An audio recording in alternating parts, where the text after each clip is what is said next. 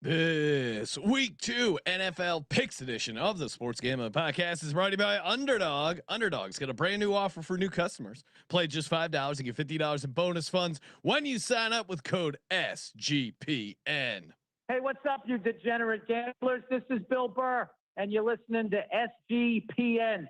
Let it ride, baby.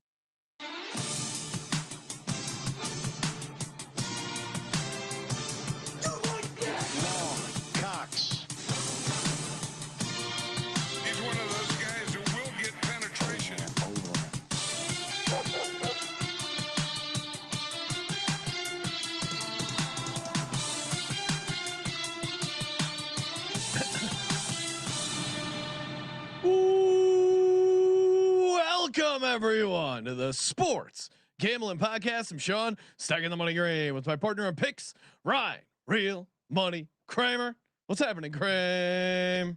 No, hello, Sean. Hello. One of us was 3-0 in our locks last week. One of us. Congrats to you on your locks, Ryan. Thank you. My locks were 0-3. They ate a massive bag of dicks.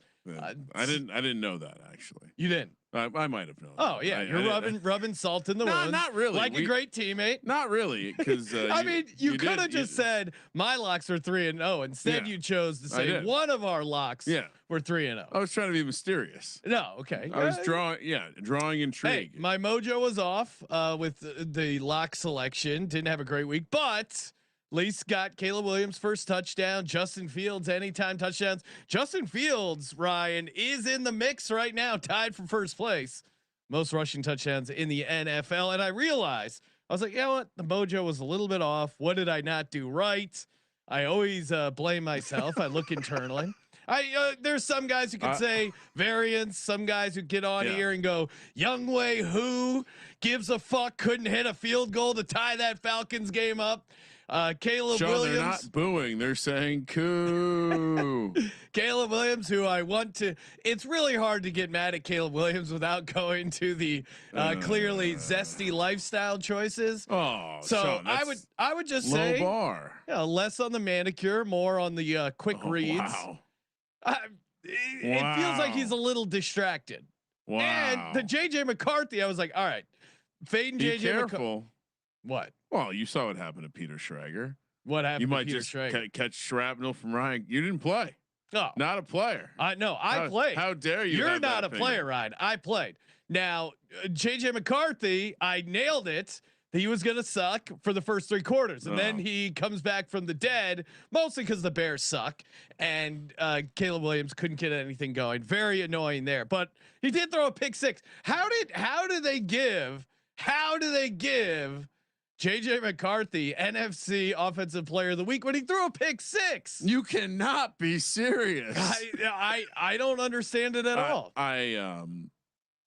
What it made me think of was before the season, we speculated how the media was very behind Kevin O'Connell and this JJ McCarthy situation. And this is like continuation, right? Like this is no different than the AP voting scandal. Whoever votes for the player of the week, which by the way, NFL Network also putting out best dressed. Like who won that? I didn't even look. I just got so mad looking at the premise that we're going to be giving out. Actually, it was Devonta Smith and who's the new left tackle for the Redskins? Blanking on his name. Gas mask. Yes, Laramie Tunsil. So Devonta Smith was wearing some weird Mount Me hat, and Tunsil was wearing a sick Porsche leather. Anyway, doesn't matter. How do you vote and give a guy with a quarterback that throws a pick 6 cannot win an Offensive Player of the Year award? Yeah, that's insane.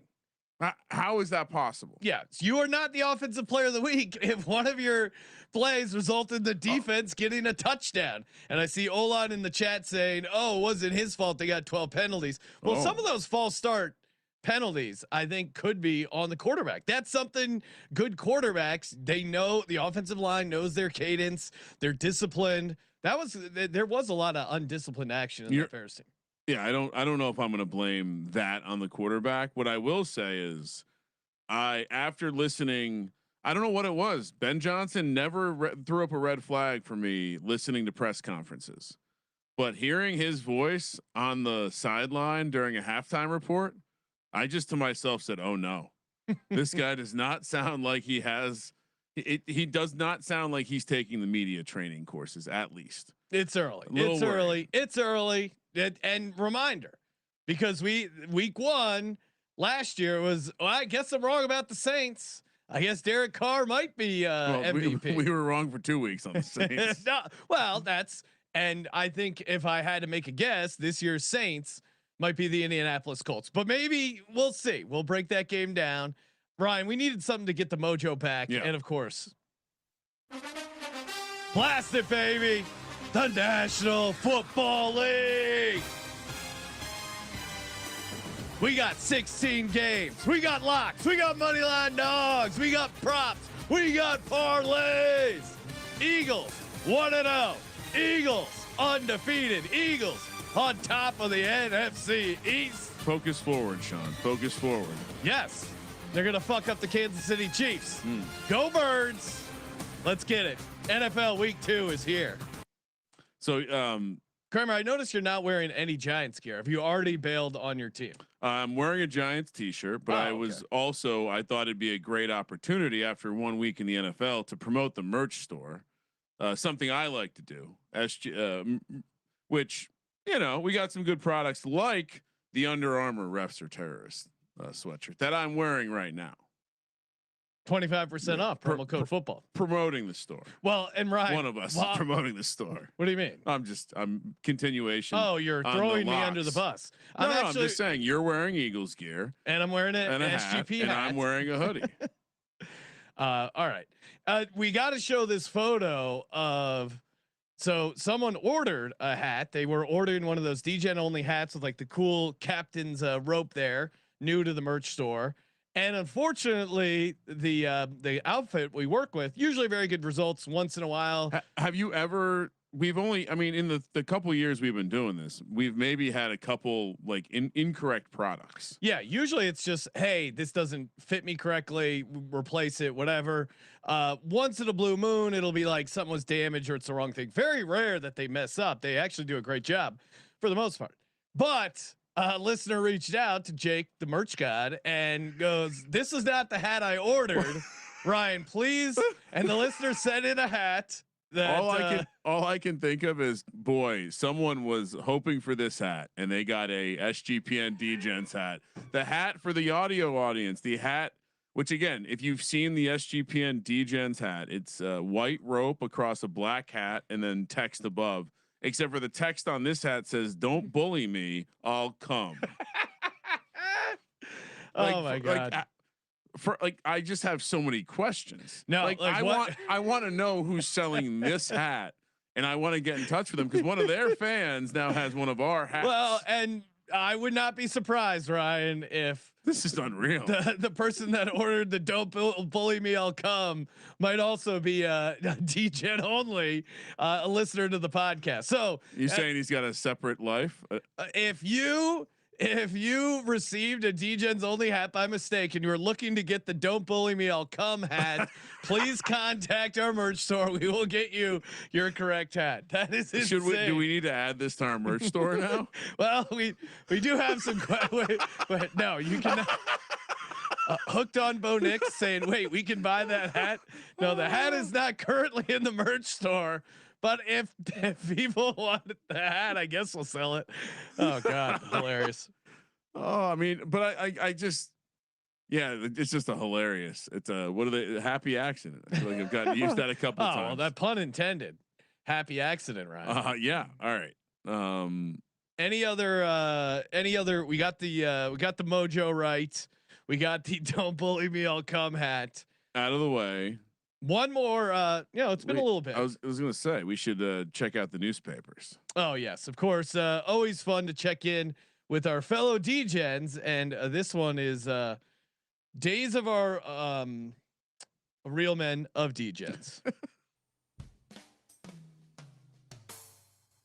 SGPN presents Real Men of Degens. Real Men of Degens. We salute you.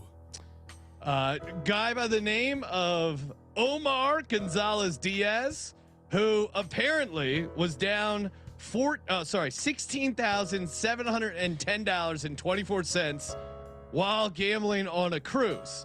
The cruise ship was going into port, and instead of settling the marker, he decided to hop off the cruise ship to avoid paying it.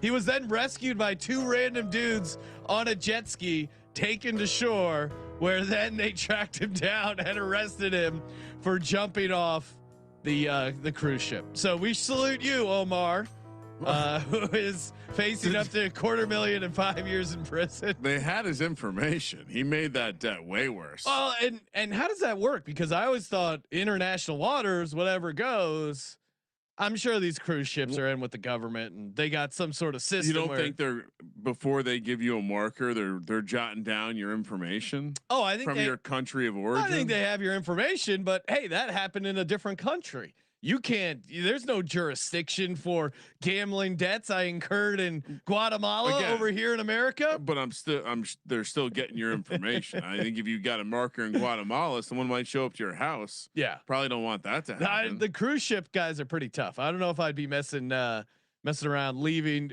unpaid markers with the cruise ship. But pretty hilarious to like, again, someone underestimates the ocean. He was fine. Dying for $16,000. That tough spot. Oh, the crazier part was he had $14,000 in cash in his bag, and he claimed he was worried he might get taxed on the cash. I think he was doing some sort of thing where he was like winning and keeping the cash and then taking out markers. he was going to rob the place the whole time. He had the cash ready to go. As someone who operates on markers, yeah, you're keeping you want to stay liquid because you got some action to get into. Like me in Vegas, I'm never paying back a marker mid Vegas trip. Yeah, we'll wait till the end. I might need some of that liquidity, and you know what? Turned out well last week with that fucking Bills live file. Oh my god. That was another thing. The Bills live money line bailed me out. The Caleb Williams first touchdown. The really Justin Fields 2-1. Oh, and well, and then winning the Bills game too. Yeah. Also betting on the Bills, pulling that out of our ass, and then Jags hand pay, massive Jags hand pay, number 5 on the season. Jagging off ride. The slot. How's the slot? I've heard people say bad things about the Jags this week, discrediting their win against the mighty Carolina Panthers. Any big picture thoughts when we go into week 2? Usually, historically, it's been a good week for dogs because people overreact. Week 2 underdogs 37-21-4 ATS.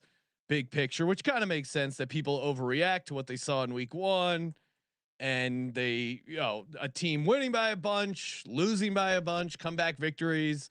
It's an interesting situation spot week 2, right? Yeah, I mean, I think you have to play the game of, do I overreact to what I saw or do I ignore it? And well, to your point, there could be. I don't think you have a third option. Hey, but you don't want to be too much in denial. Hey, if I was wrong about this team, then I double down. Then you're digging a bigger hole. But also, you don't want to overreact to, hey, I don't think the Colts are this good.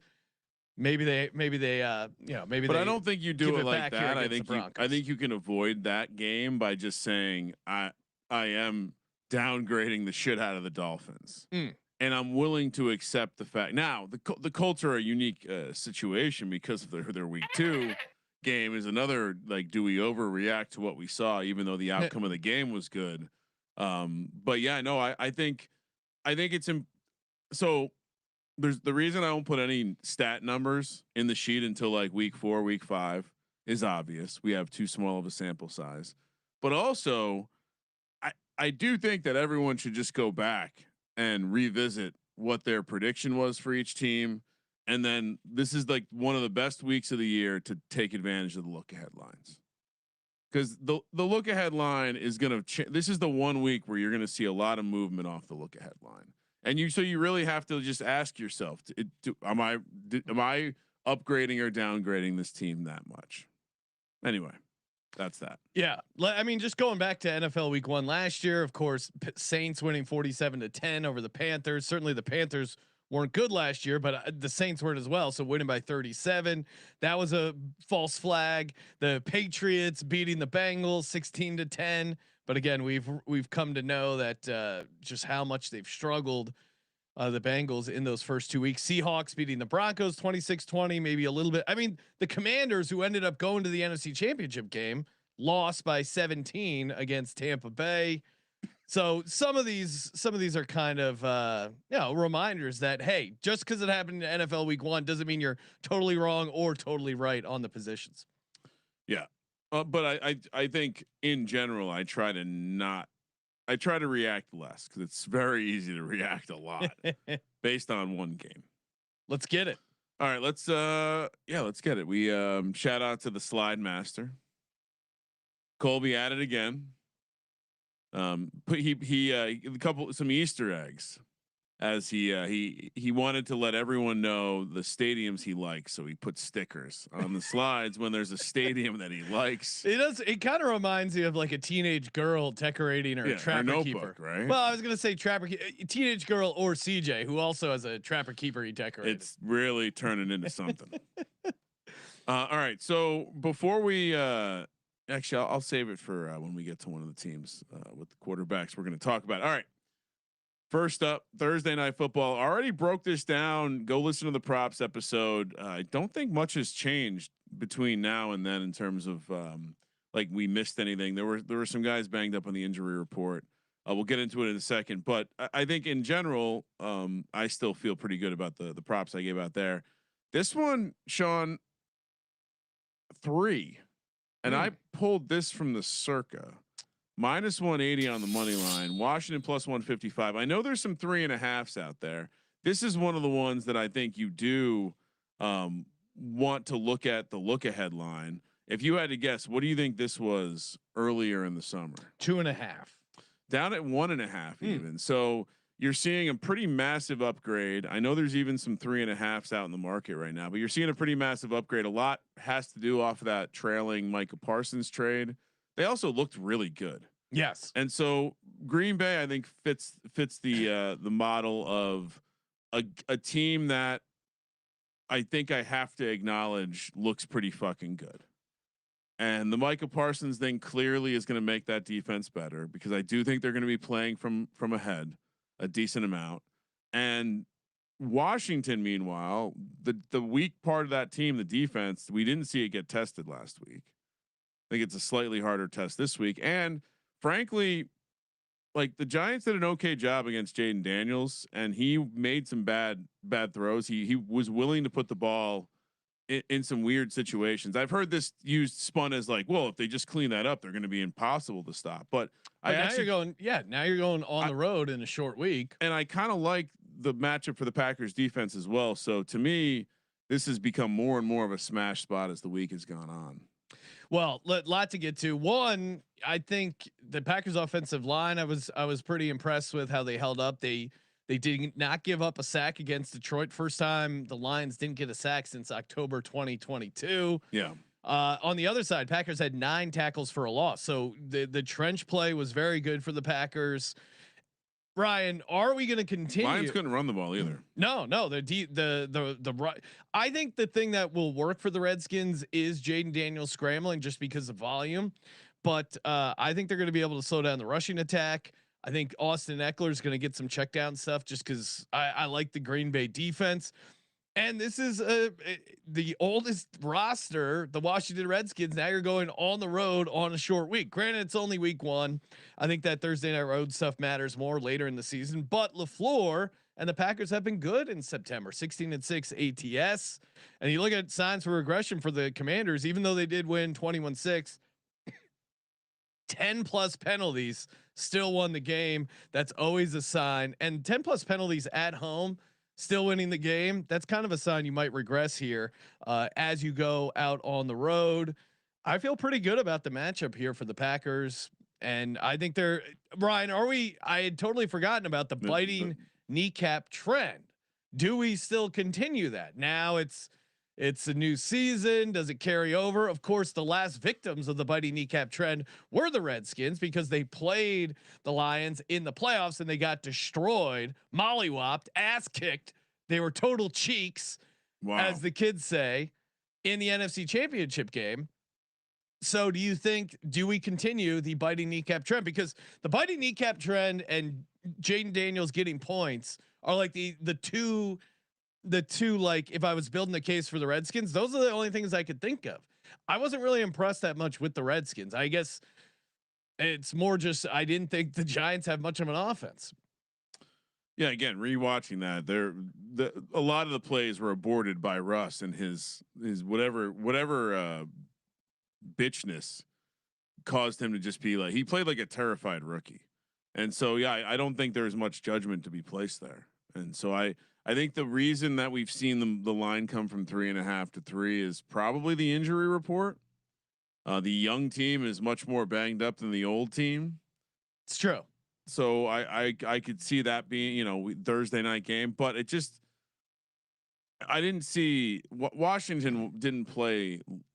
Giants lost that game. Washington did fine, but Terry McLaurin was clearly a little out of sync with Jaden Daniels. They rely on Zach Ertz basically for every critical play and Jaden's legs.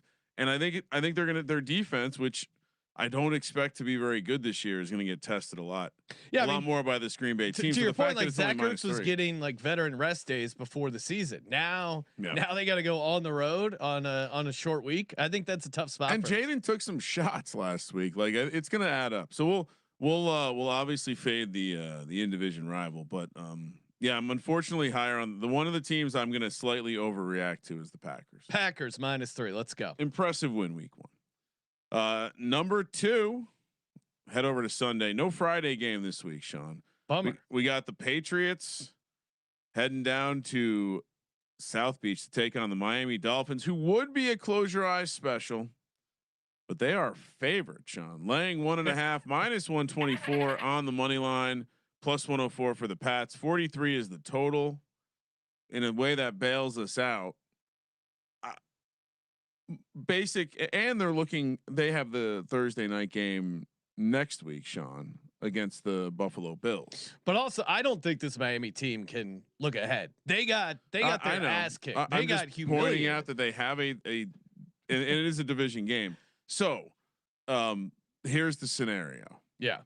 I thought Christian Gonzalez doesn't sound like he's going to be back. No. I thought the defense played pretty well considering he was out. Not knowing what the Raiders offense was last week. I don't want to overreact here because I do think that they're one of the overrated teams this offseason, and they didn't exactly win or cover. Meanwhile, Miami, this has to be the low point of their stock, right? At some point, they're the right side. Tua looked horrible. The team feels like it's very much close to imploding. They right don't have any secondary. Their right guard and right tackle are both going to be out, which seems bad. Could be an upgrade. Their offensive line was pretty bad. I just don't. Doesn't Tyreek Hill feast on the without Christian Gonzalez out there? But it was supposed to feast last week. Yeah. Now they're at home. I think this is the clear. Don't overreact to week 1. McDaniels could get fired if they lose this game. Yeah, I mean McDaniels still will probably end up being the first coach fired. That doesn't mean the Miami Dolphins can't win and cover against this New England Patriots team.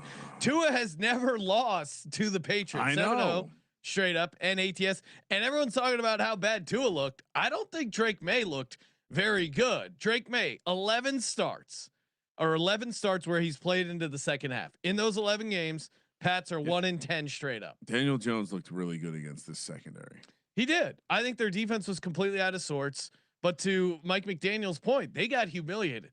I think there's some pride on the line for this Miami Dolphins thing, Ryan. We always make the mistake in handicapping professionals where, oh, these guys are total pieces of shit. They're the worst team of all time. And that's when they show up. I mean, that's the spirit of the close your eyes special. These guys are NFL players, NFL teams. They can only be so bad. The Patriots gave up 4 sacks. And just historically, Pats are 17-43 all time in Miami, with most of those wins coming in the 2003 to 2012, aka prime Brady. Yeah, of course. And we had this as a when we were talking about the Dolphins team preview. The Patriots never do well in Miami in September. The heat and humidity. You can overthink it, and maybe they are the worst team in the NFL. That's certainly a possibility. But even the worst teams in the NFL end up beating division opponents at home. I don't like that this is a favorite. I wish the market would have overreacted a little bit more. Somehow, if they were like a point dog, I would feel a little bit better about this. But Miami is the play. Miami laying 1.5. This was 2.5 when we did the team preview. Yeah. So it's only moved to that. The complete implosion has only caused it to move a point. Yeah, I'm with you. I think the reason I led off with I don't want to forget that New England is an overrated team that just played a home game. Now they take to the road. Yeah, they didn't look good at home. I'll take Miami as well, although I do not like it. Mike in the chat saying 70-1 for no touchdown on DK. That's incredibly low. For reference, I mean, usually it's like 100 or 200. Usually a low price is 150 to 1. Well, but also look at the total. The total is 43. Usually when those low no touchdown odds are like Steelers Jets, which was 38.5 total, that was 150 to 1. Yeah, and this is 4.5 points higher. They know what they're doing, Ryan. That's not a they good know price. There's a chance both these teams suck. There's some mispricing right there. Also worth noting, I don't know if you saw how two things. One, you're a Dolphins fan, heads up, Cole Strange wearing 69. So that's a fun jersey. Strange 69.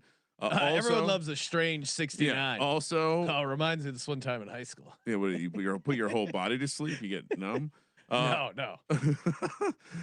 Also, did you hear Shady McCoy said about Tua? No, he said he had baby arms. Oh, now that's going to be tough to. Well, and of course, I forgot how awesome. Tua Tagovailoa, the quarterback. Just hits. I hope Tua's in the league longer, just so he can keep playing that sound drop. Yeah. All right. So both on the Dolphins. Next up, another Florida team, the Jacksonville Jaguars, head up to Ohio, take on the Bengals. Cincinnati laying 3.5 -180 on the money line. Jags plus 155. 48.5 is the total. Thought the Jags took care of business. Yeah. Also thought Cincinnati winning puts them ahead of the curve. They didn't necessarily look. I don't think Cincinnati looked good on either side of the ball. No. Browns outgained the Bengals by 200 yards. The Bengals had 7 yards of offense in the second half. Joe Burrow, the only quarterback in the league who didn't complete a pass further than 15 yards downfield. That's a great nugget. And you have Jamar Chase and T Higgins. I know I don't need to turn everything about Jalen Hurts, but if Jalen Hurts beat the Browns by 1 point, and he had those receivers, and he only had 113 passing yards, and all this shit that Joe Burrow had, they would be trying to they would be coming with their pitchforks and torches. Wow! But Joe Burrow, he's got the cool blonde hair, he's got the Batmobile. Everyone loves Joe Cool, and I do like Joe Burrow, but. It's funny how he's not getting enough shit for this lackluster game one because they usually suck harder. I guess so. People are saying nice. I guess they didn't lose the game outright, so that's a step up for them. But they didn't. At no point did you feel like they were covering the spread. Yeah. This is an interesting matchup too, because I think what worked for the Browns in the passing game was the vertical passing game, which I think is going to be. Again, the Jags were both. I think both secondary, like the passing game, should be good both ways. I worry a little bit. I can't take much from the Jags' performance against the Panthers. I think their offensive line was banged up, and I think the Panthers' offense might not be that good. But and Jags are also the team 10+ penalties still won. I think they dominated that game. We talked about this in the recap. I thought you can say that people are going to overreact to that, but they took care of business in a spot that I think a lot of people would have been unsurprised to see them not take care of business. What I worry about in this game though is can they keep up in a shootout if their secondary can't hold up? Well, and I guess that's also the concern for the Jags in general is what is that secondary going to look like? They talked about they're going to try and give Travis Hunter more defensive snaps. So what does that mean for him on the offensive side of the ball? So what is he going to be out there covering Jamar Chase and T Higgins at some point? Hell yeah. I mean, that's why you drafted him, to have him play both sides of the football. But then is that going to impact your offense? I think for me though, really, you just look at Joe Flacco. He was carving up this Bengals defense. The defense still looks very bad. Now Trey Hendrickson had a good game, got a lot of pressure there. I think the fact that Flacco is so immobile hurt them a little bit on the Browns offense. I think Trevor Lawrence could end up scrambling a little bit. Well, we hit that over on rushing yards last week. Hard to not want to run it back this week. But I think specifically it was the vertical passing. It was the down the field stuff that was giving the Bengals. I mean, the Bengals, also the run game for I like the Jags offense versus the Bengals defense. And I understand that a lot of people will probably say the correct side here is the Bengals. Don't overreact. They always play poorly against the Browns. You always say lay 3.5. Don't take. I know, and I can see the argument of, well, we should completely ignore what we saw because the Bengals always struggle against the Browns. They've only beaten them in Cleveland once, now twice. But they also always struggle those first two games. I know. I'm giving both sides. Also, you make a great point about laying the 3.5. Oh, this apparently this opened at 5.5, which I don't know. Sometimes the openers are a little fugazi, but I will tell you this on the look ahead. This was I believe this was 3.5 this summer. I'm going to pull it up just to confirm because I don't think oh no, it was 5.5 this summer. So it has come down. Or 2 points too much for the. I'll still take the Jags. I like their defensive line. I think the Jaguars defensive line against the Bengals offensive line, I think is going to be the matchup that makes the difference. Early, I mean, this could be a playoff matchup this year. Well, you do have the Jags. You have the Jags winning the Super Bowl, Ryan. So they would probably at least, which I did pick up that exacta. At some point, probably play the Bengals. Well, in my world, they play in the conference finals. Oh, okay. So the AFC Championship game is. So we're getting a preview of the AFC Championship game. Yeah, I'm tempted to surprise people and take the Bengals, but I will be on the Jags as well. Yeah, I think if it wasn't week 2, I would maybe consider taking the Bengals, but the slow starts continue. I don't. They tried to play in preseason, it didn't help. So yeah, give me the Jags plus 3.5.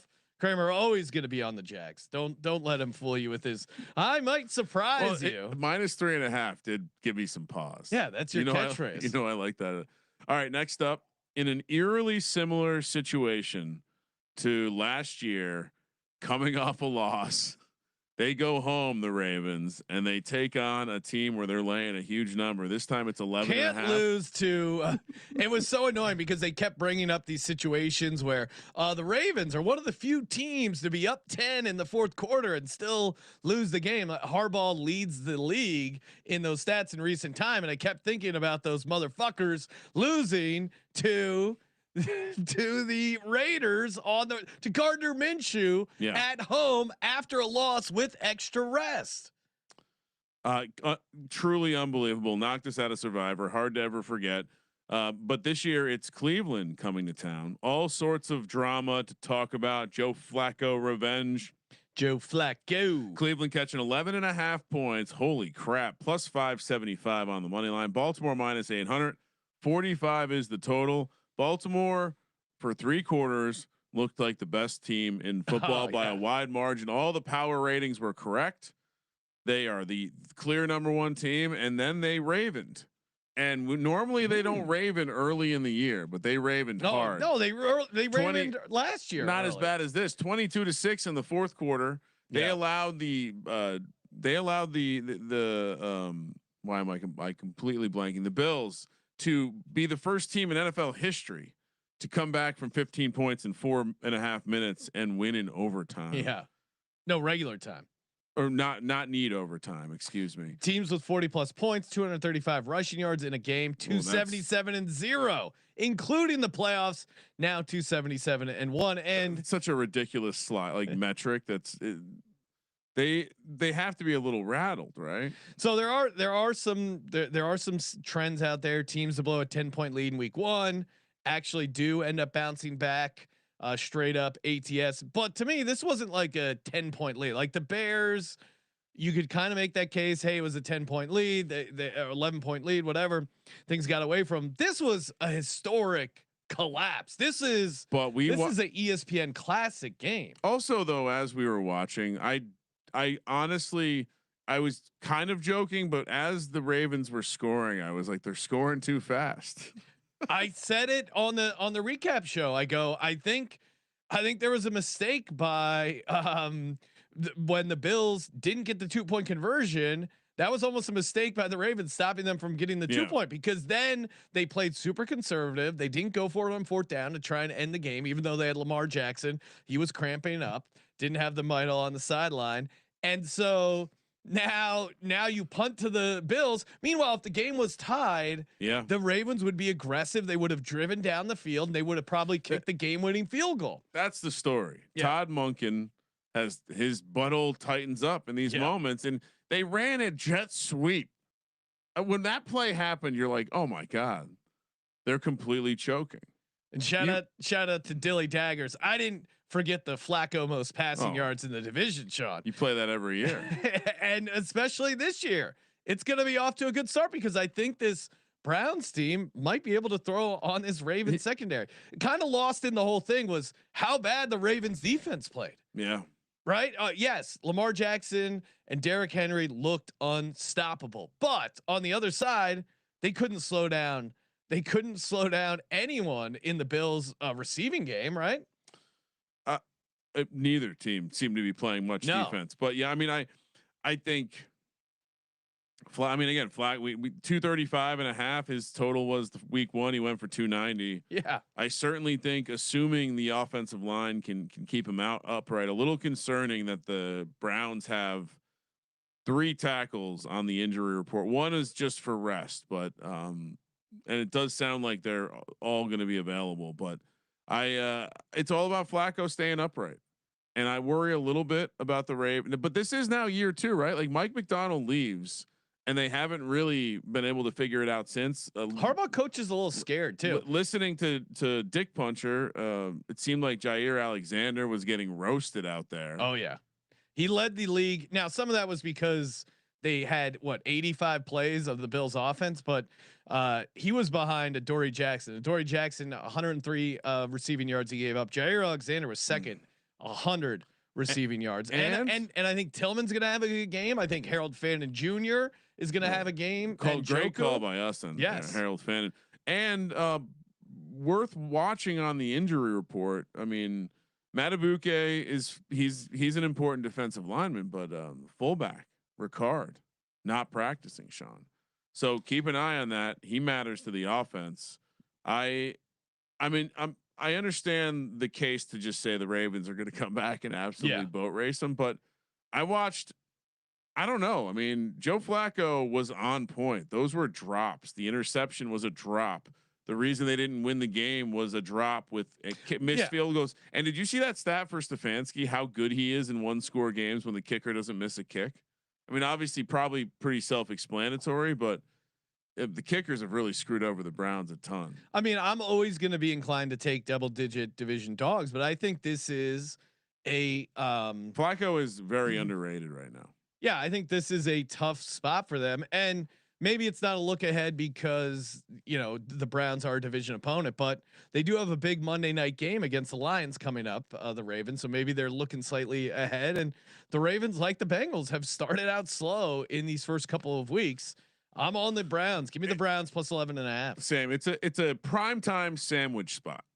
It is. Yeah. You're right. Between 2 primetime games, and now you got a sleepy little 10 a.m. West Coast kick for the Cleveland Browns, Baltimore Ravens. Of course, if you're looking to get down on this game or any games, head over to mybookie.ag. Use that promo code SGPN. The prop builder, really sweet, very fun. You can get lost building some really degen stuff over there. And listen, their slogan is bet on anything, anywhere, anytime. Of course, score 100% bet back bonus up to $500. Terms and conditions apply. Use that promo code SGPN so they know we sent you. They got the live casino. Had a lot of fun last week, Ryan, doing our live blackjack Patreon degen session. I was up and down for. I mean, we played for an entire hour. I was doing like $100 hands, $50 hands. We had some fun. I ended up $2.50. It was a wild ride. Of course, mybookie.ag, promo code SGPN. And we're also brought to you by Rhythm. Of course, Rhythm continues to kill it with sides, totals, props. Love Rhythm. Very fun, very easy to use. You go to sportsgamblingpodcast.com/RITHMM. Get your 7-day free trial. You're not going to regret it. And the NFL is back, of course. We don't need to tell you that, but we do need to tell you. They got this new leaderboard with cash prizes for tracking your bets in the app. All you do, make your own model, track 5 bets, the same type from any model you build, and you could win $1,000. That's right. Why would you not want to win 1,000? I mean, you're already making these picks. It's great to have data as part of your process, right? Because I still think you need a little ball watching, and that's what's fun. For me, what's fun about it is well, look at this, Ryan. Say ball washing? No. Checking. Oh well, I am ball washing Rhythm here. Sportsgamblingpodcast.com for a good reason. Get your 7-day free trial. Rhythm likes the Jets, getting 6.5 points as a division home dog there. The Rhythm is gonna betcha. Sportsgamblingpodcast.com/RITHMM. All right, Sean.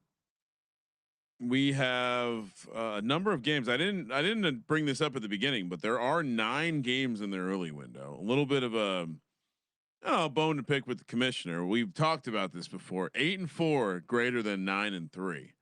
Don't really appreciate the extra. I see what you're doing, but don't really appreciate it. Moving along to the next game on the window. Giants Cowboys. Real dumpster fire here. Giants come back-to-back road spot, mind you, are catching 6 points. This one I believe opened at 4.5. Did get bet up. Giants +6 +215 on the money line. Cowboys -250 coming off Thursday night, so a little extra rest as well. 44.5 is the total. This has to be one of the lower Cowboy totals where both teams have their quote starting quarterbacks in a while. Cowboys getting all the money. One of the few teams I've marked this week as a public team. The Cowboys. They are America's team, over 80% of the losers. bets. That's line movement pushing it out. So, and I don't think the line the push stops. Probably. I wonder if when we get to Vegas, this is closer to 7.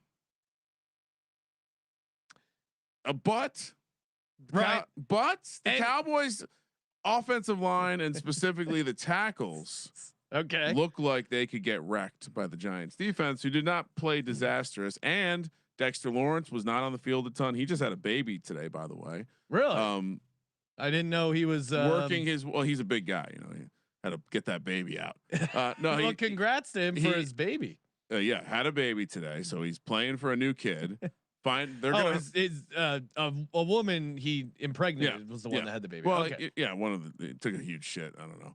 But also, he's projected to get a decent increase in his snap count.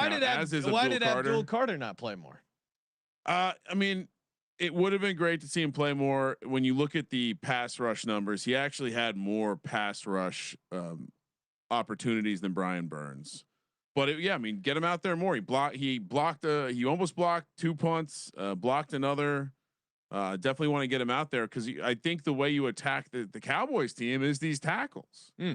And so, and honestly, like the way that whoever they're playing at tackle 2, defensive tackle 2, or on the interior on the line, I'd rather have Abdul Carter there with a chance to penetrate and stop the run game too. So get him out there more. He's one of those guys who will get penetration. I'm obviously not taking the Cowboys here, so we can move on from the portion where I talk about the team. But here's what I would say. I want to get your take. What is the what optimism do you have about the Cowboys or the Giants? You didn't mention? I shouldn't have watched that game again. You didn't mention anything on offense. Shouldn't have watched that game again. Malik Neighbors, shout out to Malik Neighbors, a very entertaining guy. Said he wasn't mad in week 1. He is just NBF. So natural bitch face. In fairness to him, this isn't the first. It's funny that he had the aggregators work, but he made a similar comment like this last year when he was looking pissed off on the sideline. He should be pissed off. They got their ass kicked. I don't have a problem with a guy being pissed off on the sidelines. He got 12 targets. He didn't have a good game, and yeah, I mean, why wouldn't he be pissed off? I would be pissed off if I was on the Giants. I think you didn't score a touchdown for the third opening, which is an unreal game in a row. To go to the 40s to find a team that's done that before, I believe. And I would again shouldn't have watched the tape again. Russ had opportunities. A lot of those sacks were on Russ. A lot of those broken plays were on Russ. I think they're doing dumb bullshit where, instead of putting Andrew Thomas on the pup, we want to be secretive about the information. So we're going to activate him, even though we don't plan to play him for 3 weeks. You can't put Jackson Dart out there without Andrew Thomas. Probably that's probably not a sharp move. And so, yeah, I have no idea. Best case scenario, I guess the hand gets forced. What do you mean the hand gets forced? I think if Russ comes out and looks like hot ass in this game, I think Dable's very close. Of course, he was ready to put him in the second half. That's why it was crazy when you said they're going to wait till week 18 to play Jackson Dart. It was unclear to me that Russ was going to turn into a little schoolgirl and be scared at the first sign of penetration.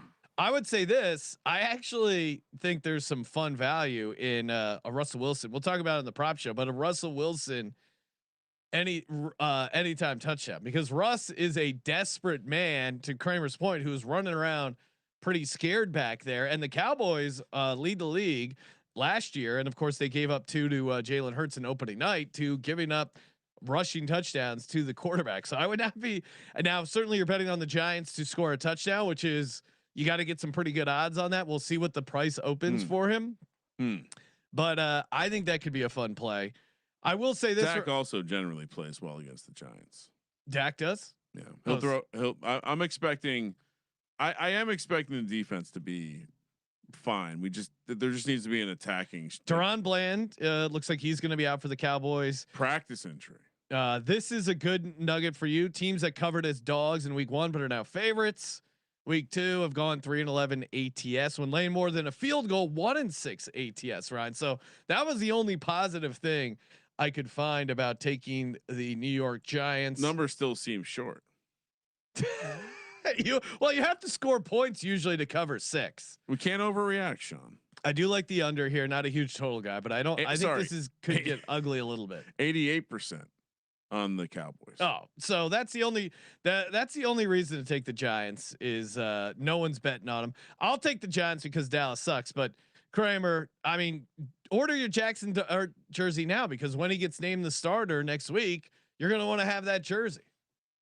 I'm prepared with jerseys. You will have a Jackson Dart jersey? When people earn their stripes, the jersey will make it. The locker is not filled with fucking bums. Who's in the locker right now? Eli. Okay. Kayvon Thibodeau.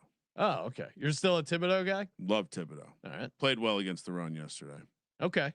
Yeah, I mean, that's the other reason. The Cowboys can't run the ball. So I'll take the Giants because Dallas sucks. But Kramer, you guys could be in trouble. The team looks pretty bad. Why? I mean, they should just fire Dable. I don't think this is working out. The whole point of them the second you keep him, you're keeping him to develop the quarterback that you letting him draft. So the better answer is, I guess to me, it's like, what did he do to deserve that opportunity? That's past though. Like, once you make that decision, we had this conversation in the off season. You got to reset with the quarterback. The second you don't reset with the quarterback, you create this weird timeline. So, I mean, it's basically what the Bears just went through. And the difference is Jackson Dart, dog, absolute dog. I guess he'll be here soon. I guess my notes were wrong on the 17 game thing. Next up, my notes aren't always right. Russ looks bad, right? Yeah. Give me. Why not give us Jameis? Yeah, Jameis is at least entertaining. Jameis would have thrown the football. The Russ not throwing the football was the he wasn't that scary. He had deep shots. They were there. He just jumping out of the pocket. He underthrew. Heard footsteps. I mean, that I don't know if you saw that clip of Sierra defending him or whatever. Yeah, that's his wife. She looks like an asshole right now. Real asshole. Rams, Titans, a little revenge from the past, as Brian Callahan was I believe coached Matt Stafford up in Detroit. Rams now laying 6 points on the road here against Cam Ward, who I'd say looked fun, but a lot of the things we called out showed up in that first game. They're plus 215 on the money line. 42 is the total. Question for you, Sean. Yes. It's going to give it away a little bit because we're talking about a team, but something crazy happened last week. Okay. Every quarterback in the NFL had a rushing attempt. Okay. That has not happened in decades. I couldn't go past 85. How many of those quarterbacks only had kneel downs? So remarkable that, because we even had backups go in the game and they got Stafford having a QB sneak was one of the more surprising ones. Yeah. So you're asking how many? Yeah. Well, I bring up Stafford because he's the one that you might guess only had kneel downs, but he did in fact have a sneak. There are two guys who only had kneel downs. Two guys who only had kneel downs. So I would assume it would be a team that won. One lost. Oh, really? Yeah. I'm going to randomly say Joe Burrow, Aaron Rodgers, and Jared Goff. Oh, okay. First half kneel down. So, but how crazy is that? I bring it up because Stafford had every quarterback had a rushing attempt. That is wild. Yeah. Modern NFL. So Rams, Titans. For me, it's interesting to look at this Titans team, right? Because you could say, oh, hey, they hung around with the Broncos. That's a good sign. But then also they only had 133 yards of offense. They lost 131 yards on 13 penalties. Callahan didn't realize he confronted a reporter in the press game saying, well, yeah, he just had his elbow down. He didn't realize the elbow counts for 2 feet for being in bounds. We're on to this guy. Yeah. I still think he's a pretty bad coach. The positive though is Cam Ward looked competent. I think he has a lot of confidence. He held on to the ball too long. He took a bunch of sacks. He did the kind of Caleb Williams thing where you run around a bunch and should have gotten rid of the ball, should have been quicker there. But I mean, it's his first start. It's on the road. He took 6 sacks and only had 112 passing yards.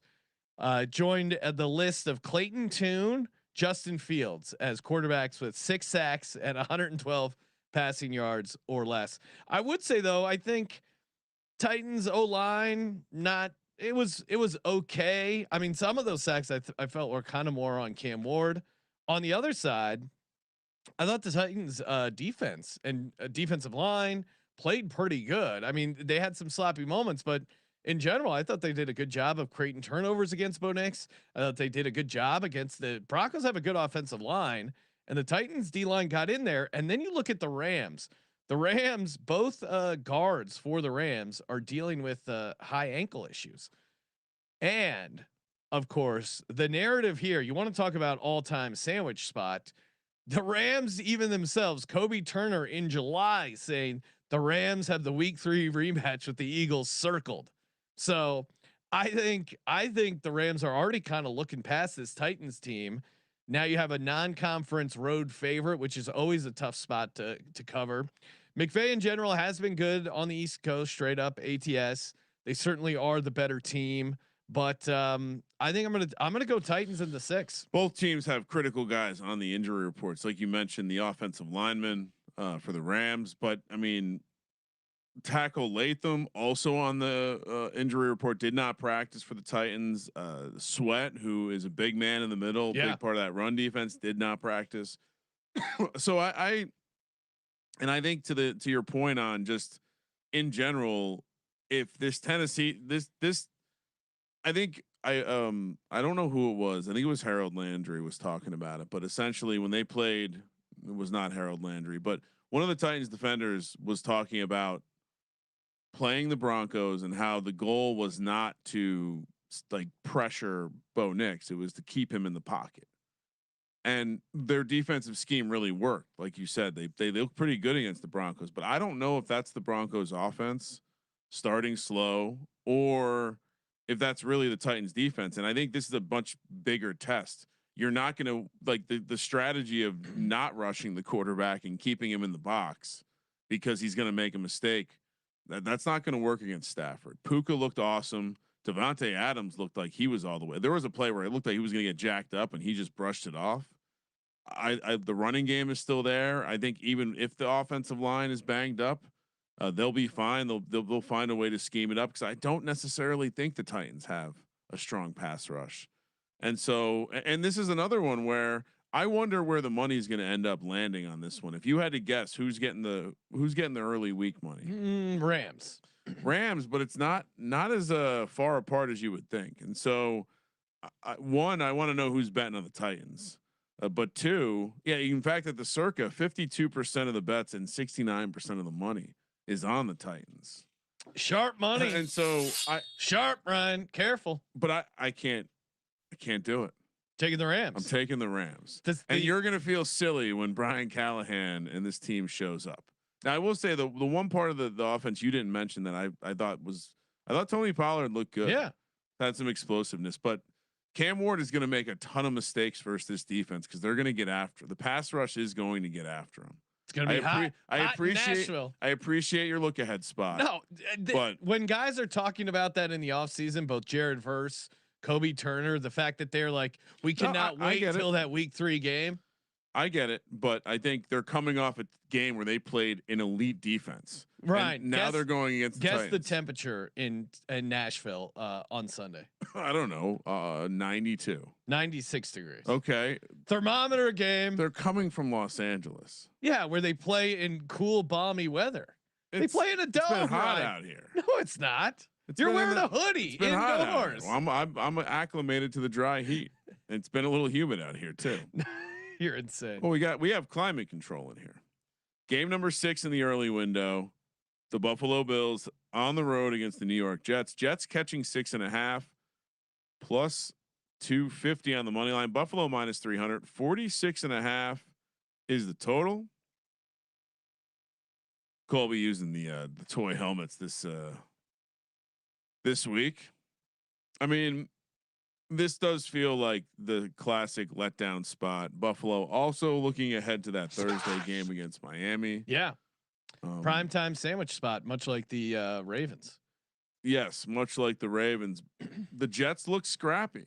Oh yeah. Now what I gotta ask is the Steelers was that more of the Steelers defense not being ready to go, or were the Jets really that good on offense in spite of losing Elijah Vera Tucker at the end of the preseason? Yeah, I think. Well, and I was talking to Thomas Viola, who's is in the gambling space. He's a Jets fan, Jets and I go, I was on the fence between Steelers, Jets. The Vera Tucker injury was the one. He's like, no, it's not that big of a deal. The center competition, it was neck and neck. They're just gonna kick that guy over to guard. Membu, their right tackle, apparently did a great job against TJ Watt. All the film guys said he was the winner of week 1 in terms of the rookies. And they just looked, I mean, yes, they lost, but I mean, if you've watched Jets football, that looked like a new breed of Jets football. Now, certainly they had their own issues on the defensive side. That game was weird in general, but I think there is some, Jets are the classic team you want to bet on in that they dominated yards per play and still lost the game. 6.4 yards per play compared to the Steelers 5.0. And then you just look at what Lamar Jackson did against this Buffalo Bills defense, 6 for 70 and a touchdowns. Justin Fields, I think, is going to be able to run all over this Bills defense. Like the Bills defense hasn't gotten any healthier since week 1. Yeah, Josh Allen pulled out the cape and did heroic shit to put that team on his back at home in a primetime game. And now the Bills kind of dumped the Gatorade, right? How could you not after that game? And now you got to go on the road against a division dog. I mean, home dogs in general, home division dogs, all the stuff you want to look at. It's a great spot for them. And Yeah, the Jets probably should have won that Steelers game. Steelers hit a 60-yard field goal, but they were competitive. If they win that game, what do you think this number is? Probably not a huge move. I mean, maybe I don't know, 6. I think the Bills were always going to be favored by a decent amount at the Jets because 1, it's the Jets, and 2, the Bills have Josh Allen. But Josh Allen has not dominated in at New York. New York, if you want to say any team in the division has had Josh Allen's number, it might be the Jets. This was 8.5 when we did the team when they opened back in the spring, and I think the Jets in general. I mean, you talk about the success over the last couple of years at home. Last year they lost by 3. Before that, won by 6 in overtime. Before that, won by 3. And so recent form, and those were some bad Jets teams. So I'm kind of with you. I think the one area where I'd be a little concerned is that I think a lot of the Lamar rushing was because he was shredding them with his arm as well. But Justin Fields threw the ball really well. Yeah, I just, it's so hard for me to believe that's going to continue. And when watching the Steelers game back, I do think the Steelers defense had a bad game. Yeah. And not because but of I think Breece Hall looked really good. I think the running game looked good. And yeah. I think that's why you take it here. I think this is probably not a totals guy, but I would like for the Bills to come out and only score like 17 points after that crazy ass game. If the Bills ended up losing 40-25 and they were coming off a loss, like they didn't have that miracle comeback. I mean, in general, I'm always going to fade teams coming off miracle comeback wins. And this is, and you have the division angle. And I think there's a decent number of matchups that favor the Jets. So Jets, Jets, give me the Jets 6.5. You prefer your letdown spots to have something in the future as well. So I mean, it does make sense. And that game was, you just had like definitely emotion came out. Some what was that guy's hat say? I think the Bills might have come a little bit. What? Because they got bullied. They did get bullied there for 3 quarters. Did. They came a little bit, and then they came all the way back. So you're on the Jets, Ryan. I'm on the Jets plus 6.5. I feel like you're mostly saying bad stuff about the Jets. No, I'm pointing out as to why I like the line has come in from, this was an 8.5 point spread back in the summer. Now it's 6.5. I also just Justin Fields doing good stuff like consistently week in and week out scares me. Now I do like Aaron Glenn cutting a dude for fumbling, but also I think sets the tone. I think that 6-game sample size we saw from Justin Fields last year with the Steelers, I think he's kind of picking up where he left off there and even better than what he did in those 6 games. So I don't think it's crazy. It's crazy compared to like what we saw in Chicago, but I think this is in line with what he did last year with the Steelers, slightly better. I guess what I mean is if this game becomes like the idea that Justin Fields is performing well in shootouts week in and week out, that would worry me. And so if this turns into a shootout, which it very well could, I have less confidence, but plenty of points. And this number would have been good the last 3 years without Justin Fields and with much worse quarterback play. Game 7, Chicago coming off that Monday night disaster, taking on the Detroit Lions, who did not look very good themselves. -5.5 for the Lions, -235 on the money line. 2-1 is the money line for the Bears. 47 is the total.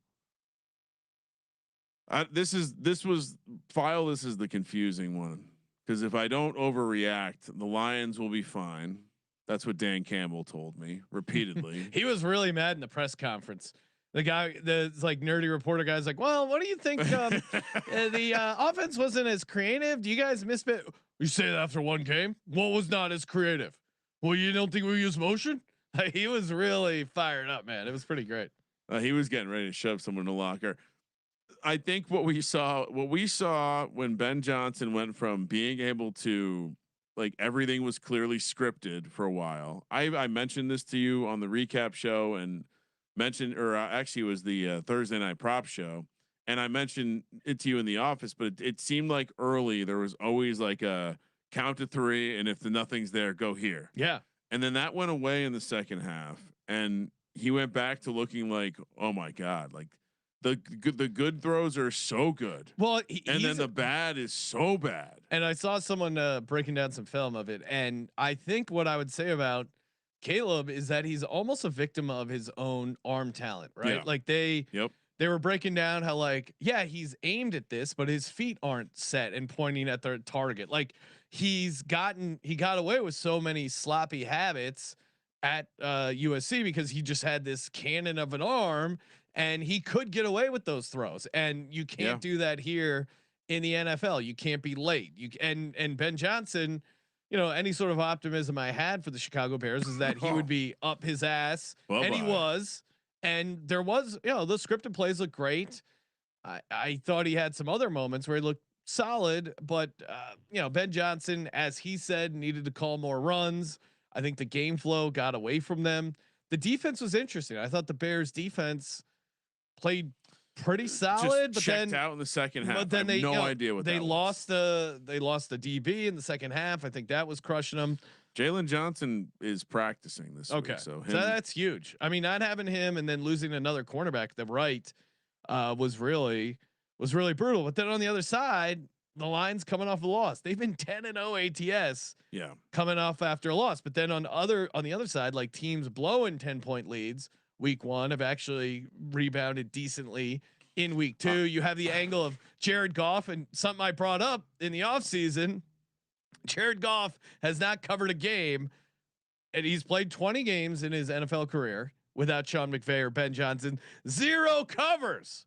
Now maybe that's data framing or whatever, but Jared Goff, Ryan, how many games has he played without those guys? 20.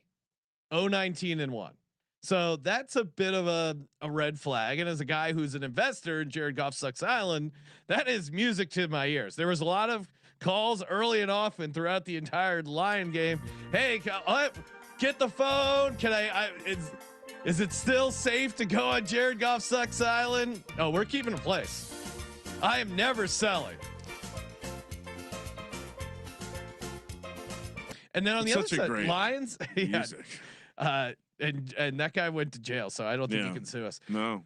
Lions didn't have a sack in the game, as I mentioned earlier. In a weird way, of the Lions offense, Lions defense, Bears offense, Bears defense, I kind of think the Bears defense was the best unit of those 4. Yeah, but one team. I mean, I guess. Do you think I think the Packers are much better than the Vikings, and I think what we saw. That's fair. What we saw was the Vikings just out adjusted this team, and so if you're telling me that the teacher isn't going to play you think Dan Campbell's going to lose to a fucking guy that he just let go get this job? Well, but then Ben Johnson clearly made it a point to stay in the division. He had other opportunities. I think he just wanted Caleb Williams, which he's going to rue that. Well, compared to what were the other coaching quarterback situations? You want to be? Who would you rather have? Jaden Daniels. He turned that down. That was a poor decision by his part. I mean, this year Tyler Shuck. I don't. It doesn't matter. I can't bet on this guy. When that halftime interview, I'm cooked. Caleb, I'm betting against. Halftime interview with Ben Johnson. I don't know if I can take. He sounded like he had no idea what was going on. I think the Lions are a good team. They just ran into an excellent Packers team that beat the shit out of them, which is awesome for Dan Campbell coaching all week. This is the most obvious spot. That's why the numbers come out a little bit. -5.5 with the Lions. Come on. I'm taking the Bears. Give me the Bears. Oh, this is gonna. Come on, you're gonna have 2 regretful. That's a regretful decision. That and the Titans. I'll remind you on Sunday. Okay. Game number 8. The Seahawks head to Pittsburgh to take on the Steelers. This was a good Super Bowl once upon a time. The original refs are terrorists moment, probably. I remember how mad people. Look at Colby phoning it in with that helmet. What is that? It's the Steelers logo's on the other side. Everyone. Yeah, that's so dumb. It's on the right side. But look at that. That's horrible.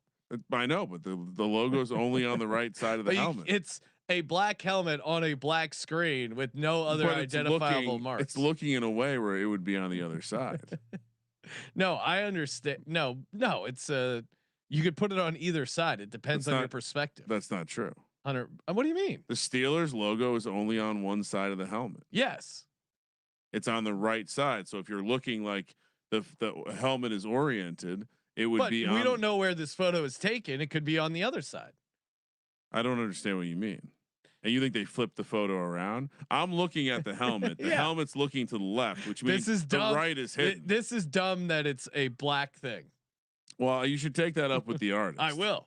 This was his, and I think he wanted to be realistic and keep the logo on the side of the helmet it would be on, which is the other side. We just can't see it. Pittsburgh laying 3. Tomlin favored 2 weeks in a row.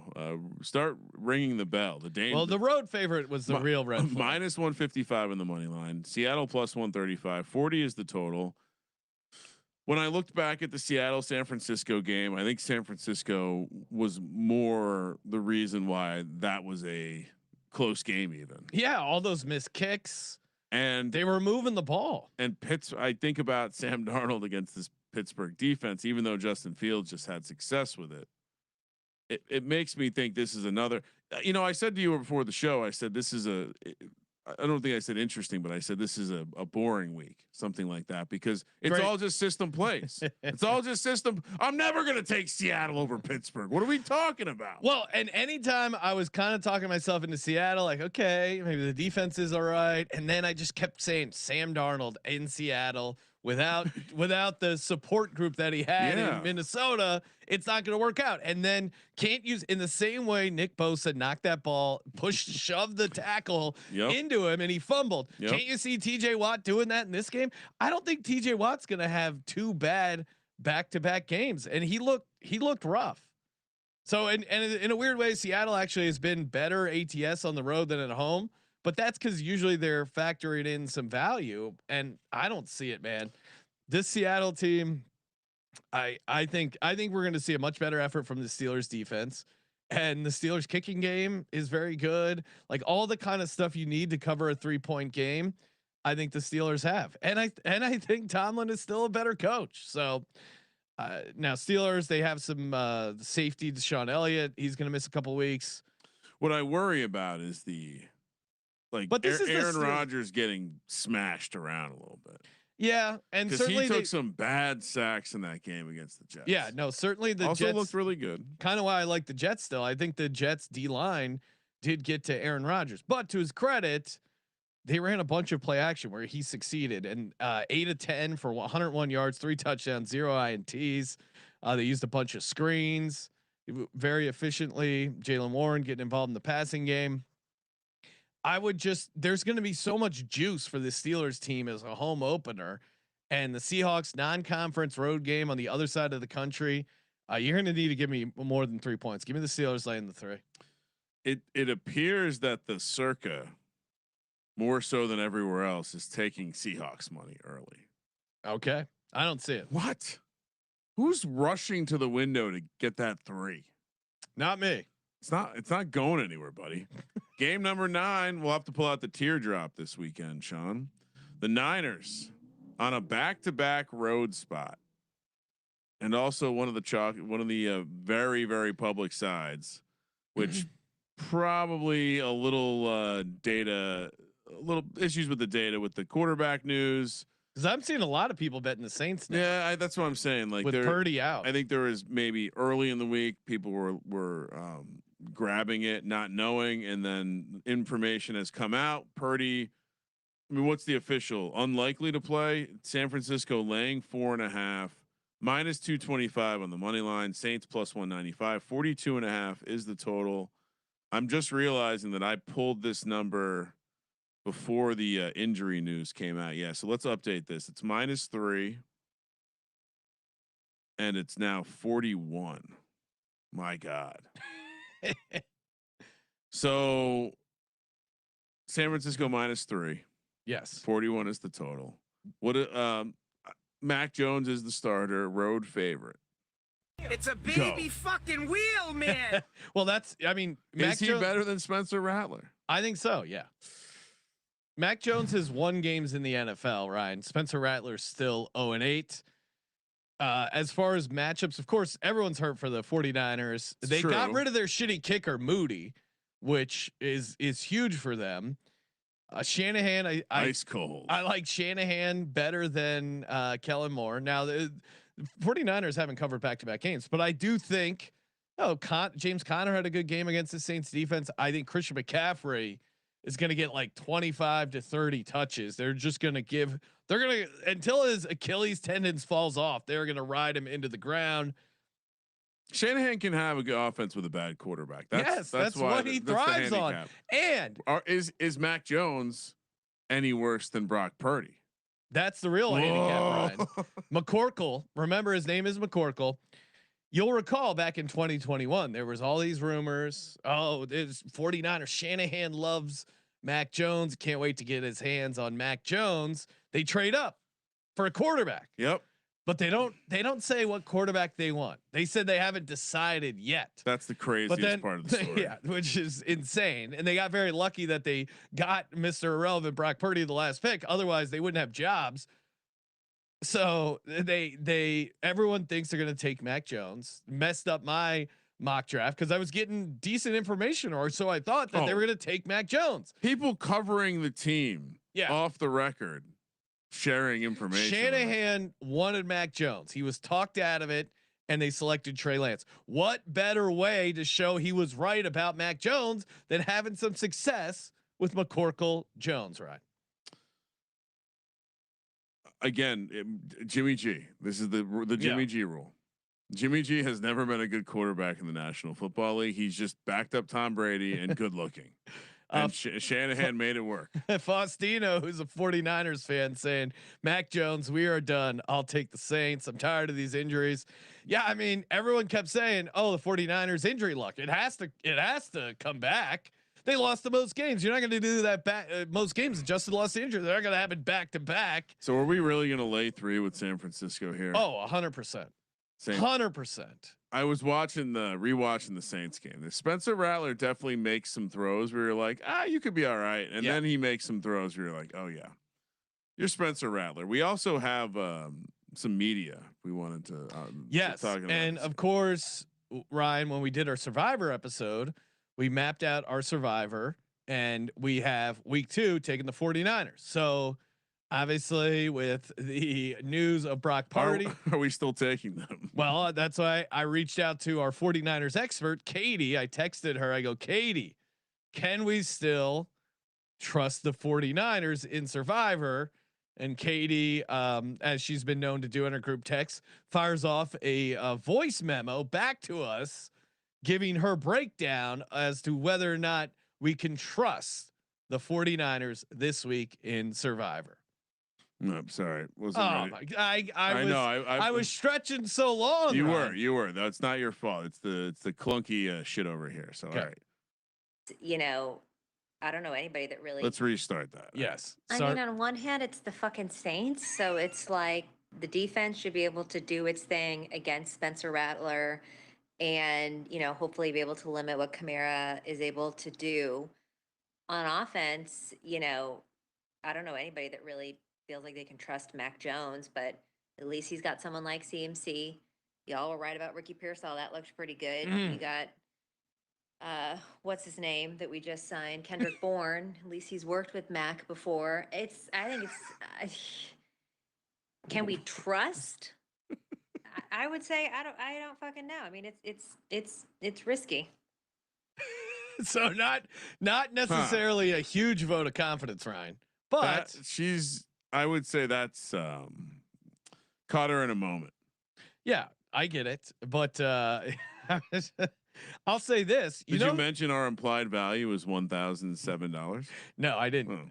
Well, part of the implied value was us losing our other Survivor entry on the Dolphins. Called insurance, Sean. If you remember, Mac Jones came in for T-Law for a few games last year, and Brian Thomas, the guy who really unlocked Brian Thomas. I mean, Brian Thomas did much better with Mac Jones than with Trevor Lawrence. I mean, that's a little bit exaggerated, but he had a couple good games. You don't think he did better with Mac Jones than Trevor Lawrence? He was not doing as well. Now, maybe it's because it's the second half of the season and he was a rookie, but he had his biggest games with Mac Jones. Okay. I mean, I think this game is Mac Jones hand the ball off, Mac Jones dump it off to McCaffrey. I think they'll let him throw the Pearsall. Maybe. I think the less he passes, the better for us. Okay. He's still Mac Jones. McCorkle still lives. But I think the system just carries. Well, what I worry about a little bit though is this isn't the same system. They didn't have the same level of ease. 3 of his 4 100-yard games came with Mac Jones. Okay. I mean, I'm just saying he did a good job of unlocking Brian Thomas, and I think They don't have Brian Thomas. I think Ricky Pearsall is looking pretty good. Yeah, it's different. I mean, Brian Thomas is an elite wide receiver. I don't think Ricky Pearsall is a fun slot guy. Maybe does some outside work. Good route runner. Not the same level. I He had 4 for 108. Yeah, yak. Good for him. Yeah, he's good. He's not Brian Thomas. Okay, so you're on the Saints. What are you doing here, Ryan? No, the whole time I've been saying we're on the Niners. Yes, I'm on 49ers. I said, are we really 3. going to lay 3 with Mac Jones on the road? That's how this whole thing started. It's always a riddle. So 49ers Yes. -3. Don't like it though because we're taking McCorkle. And are we going to actually take this in Survivor? Yeah. Well, what else would we do? I guess we got to follow the map. If we didn't follow the map, then we blow. It's bad juju to say we're going to follow this map and then not follow. Imagine we don't follow it and it ends up being correct. That's bigger. That's a bigger scenario. That's worse than us sticking to our guns and failing, right? Yes. I mean, well, obviously we wouldn't have won millions of dollars. Not failing is worse than failing. But Confirmed. I'm just saying. What would you rather do? Use some? I mean, is there another team you dying to use in Survivor? Because a lot of these favorites are kind of scary in my mind. It's like I can see how you diabolical week. I can see how you could talk yourself into the Ravens, or maybe the Bills. But I like the dogs on both those spots. Cowboys. Yeah, if you want Lions. to take the Cowboys. Yeah, I think there's some. I mean, I think I think we missed. The Cardinals have a couple early season spots to maybe take them in the Survivor. But. All right, let's give out an Underdog Fantasy, a pick'em entry. Of course, head over to Underdog Fantasy. Use the promo code SGPN. Play just $5 and get $50 in bonus funds when you sign up with the code SGPN. Kramer, what are we doing this week? Let's see. What do you? Do we want to? We talked about Justin Fields earlier. Do we just want to run that back? Well, I mean, for the Monday night game, we had Caleb Williams higher 23.5 rush yards, JJ McCarthy lower 251 or 221.5 passing yards. That came in on the Sunday show. We had Kyler Murray higher 34.5 rushing yards. That cashed with Puka Nacua higher 73.5 receiving yards. He had 107. He had an awesome game. What do you like, Ryan? What's jumping out at you? That's what do we just run back to Justin Fields? You can still get 1.17x on the anytime. I think we just play it until it becomes less than even money. So Justin Fields, we're getting a little spicy here. Tiny spicy. A little spice. A little bit higher 1.17 touchdowns essentially to get in the end zone. Yeah, I mean Justin Fields, I'm always gonna like rushing until we see something different. I have another one as well, ready to go. Jahmyr Gibbs had a bad game. Yeah, his rushing number is 68.5. You think he gets 69 yards? Yeah, against the Bears defense. Yeah. You thought the Bears defense looked that bad? I thought when the Vikings started running the ball with Jordan Mason, it was working. Okay. And so I do think they're going to be able to. I think that's going to be the game plan. They realized that they didn't get Gibbs going, and that was why they lost. I mean, Jordan Mason 15 for 68, so he would have gone lower than this number. But you think they also play Aaron? Okay. How much of that? He did that all in the second half. Basically, they weren't using him in the first half. Okay. I'm a little skeptical, but I'll trust you, Ryan. Let's go higher. Very much. This is a smash. Higher. Jahmyr Gibbs 68.5 rushing yards, and Justin Fields higher.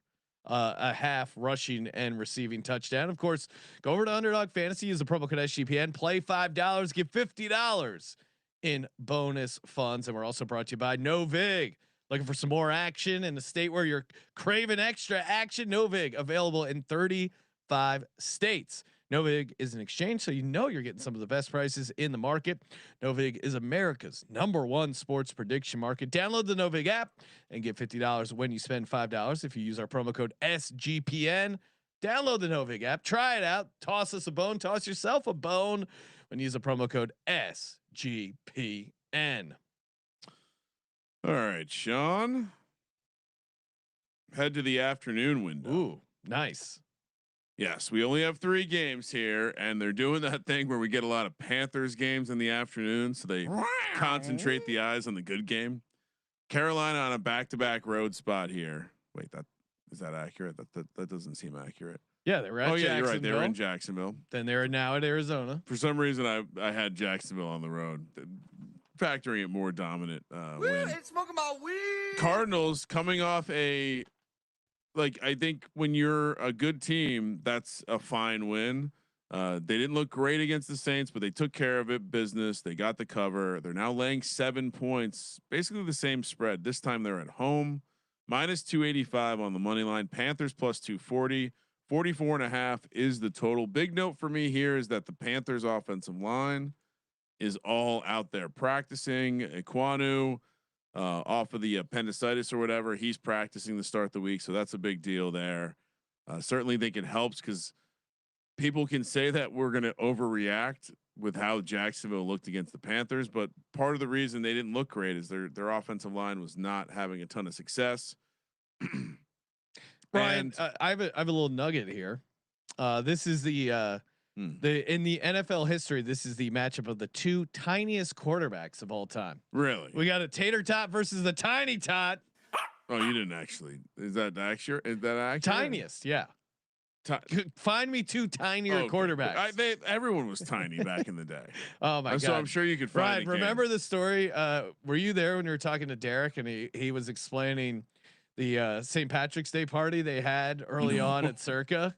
Where they hired a lot of tiny people. Yeah, and the tiny people all dressed up as leprechauns. Oh, that sounds great. The problem was they go, hey, can we have some drinks? And Derek told them, yeah, of course you can have some drinks.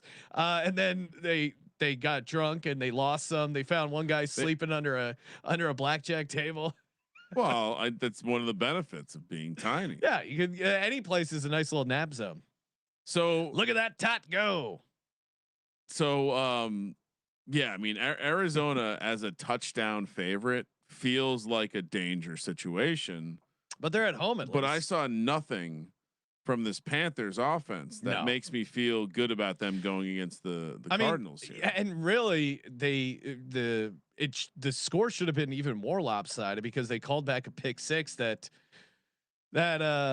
little tiny tot, aka Bryce, he threw a pick six that they called back that probably should have made this a bigger.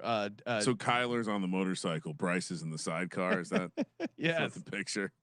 It's like the opposite of those like 2 giant guys on bikes. They're like 2 tiny guys on bikes. To me, the reason I think, well, one, also Kyler was sick. He was blowing chunks before the game.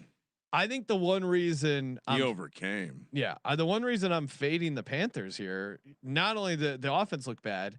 Now, certainly if they get Ekwonu back, that's going to help them a little bit, but the Panthers defense had a 9.7 pressure rate in week 1. That is horrific. If you're not really familiar with the stat, there was like a dozen individual players who had more just by them individually. They could not get any pass rush against the Jags. It's really bad. Jags O-line is like fine, but if you're giving Kyler Murray a bunch of time, Trey McBride, Marvin Harrison Jr., they're going to get open. They're going to get getting Connor going. Like the D line, and we had Ryan O'Flanagan on, Panthers fan, who was he excited about Tet? Yeah, he was, but he was also very pissed off that they didn't use that 1st round pick on getting a pass rusher. I mean, again, they Jags ran for 200 yards on the Panthers. That was the first time the Jaguars have ever done that. That to me is just this Panthers front 7. You cannot trust. They also, featured the tight end in the passing game, Trey McBride. Expect I mean, the Jags kind of laid out a blueprint of how you can just dink and dunk the ball around, get it to the open guy. I fully expect Kyler to have a good game, but really the story for me, you mentioned the rushing yards. I mean, Trey Benson and Connor look good. This Cardinals team is gonna hit him in the mouth, I think, and so this is probably like officially, I'd say this is the donkey play for us because we, as I started with, laying 7 with Kyler is not a position you want to be in generally. No, look at that tack go there. This is going to set a record for scampering because I also think Bryce Young runs a little bit because they're still have their offensive Sharps are also on the Panthers this week. No, those rat bastard Sharps, right? The Eric Eager effect continues to drag the Kramer, you gotta explain to people this is a great teaser leg. It's true. It's a great teaser leg. It's also, I believe it's also a great pleaser. Ooh. Game number 2 so we're both on the Cardinals laying the points. Broncos, Colts, game number 2 in the late window, 105 on the West Coast. Broncos laying 2 here, which I'll tell you right now, that is a trap line. -125 on the money line. Colts plus 105. 43.5 is the total. Can the Colts run back a similar defensive scheme as the Titans last week? Potentially. I didn't think the Titans were a very good defense, and they played admirably against the Broncos. I think Bo Nix going to the road now, kind of some questions to be answered with his play last week. I mean, Broncos outgained the Titans by 317 to 133. True, fair, but I thought Bo Nix at times made some poor decisions. He certainly looked bad at times. Now we have Daniel Jones going from playing the worst defense in the league, where his receivers. I mean, this is the craziest stat from week 1. His receivers, I believe it's the separation metric, but they had more average separation than any other receiver group in the league. And that's not a receiver group that people are gushing over. So now they go against arguably one of the best secondaries and a very good defense, albeit a pretty long injury report for the Broncos and a very short one for the Colts.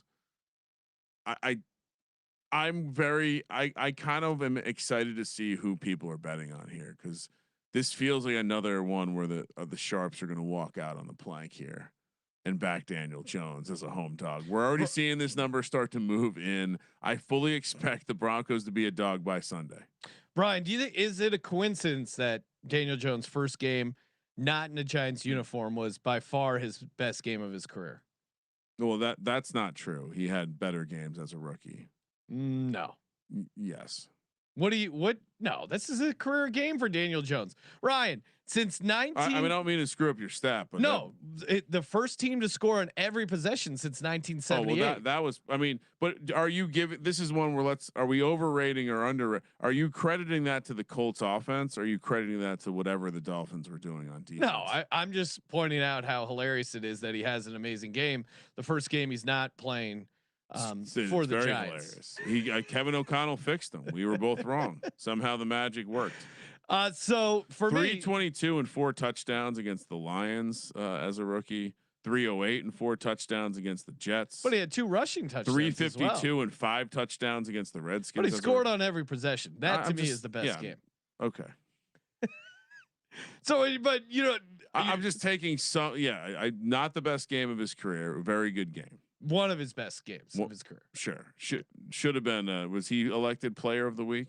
No, he didn't have as good of a game as JJ McCarthy. The Broncos had 4 turnovers and still won the game. I think that kind of highlights how good this team was and is. And I think, did they play a sloppy game against an inferior opponent?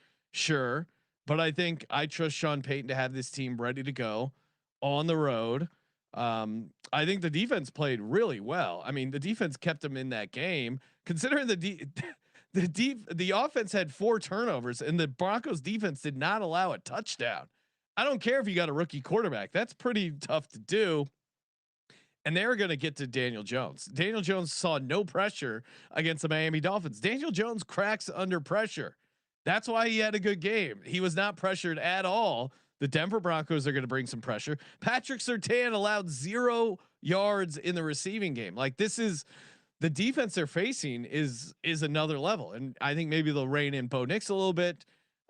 He was definitely pressing in that first game. That's what worries me. I think the likelihood of both these guys throwing some interceptions in this one. I think the Broncos are going to play a much cleaner game and they're going to destroy the Indianapolis Colts. Love the Broncos here. Kramer, what are you doing? I agree with everything you said. I'm taking the Broncos. I don't know if I necessarily. I hope that Sean Payton reins back the passing and just let's pound the rock. Let's pound the rock. Let's not do anything crazy. Clearly, Bo Nix thinks he's closer to John Elway than he actually is. But I think the main handicap here is that I will be very shocked if Daniel Jones comes out and roasts the Broncos defense. Then yeah, who knows? Yeah, then fire everyone. Then yeah, I'm completely wrong. But this is a bounce back game for the Broncos. He tried so hard to throw that pick six on that screen pass against the Dolphins, and it was close to being. There were multiple turnover worthy plays because you just told me it was the best game he's ever played. Yeah, because they didn't get the turnovers. And he won the game. He had like 5 turnover worthy plays. But they won 33-8. I know. There weren't a lot of 25-point wins. No, where they scored on every possession with the Giants. It's remarkable. Easily one of his best games. Remarkable. I don't like this. To me, it's more just shows you what is Brian Daboll doing with this Giants organization. Maybe. I think I wouldn't overreact to one Daniel Jones game. Oh, I still think he sucks, but I didn't see any games like that with Daboll and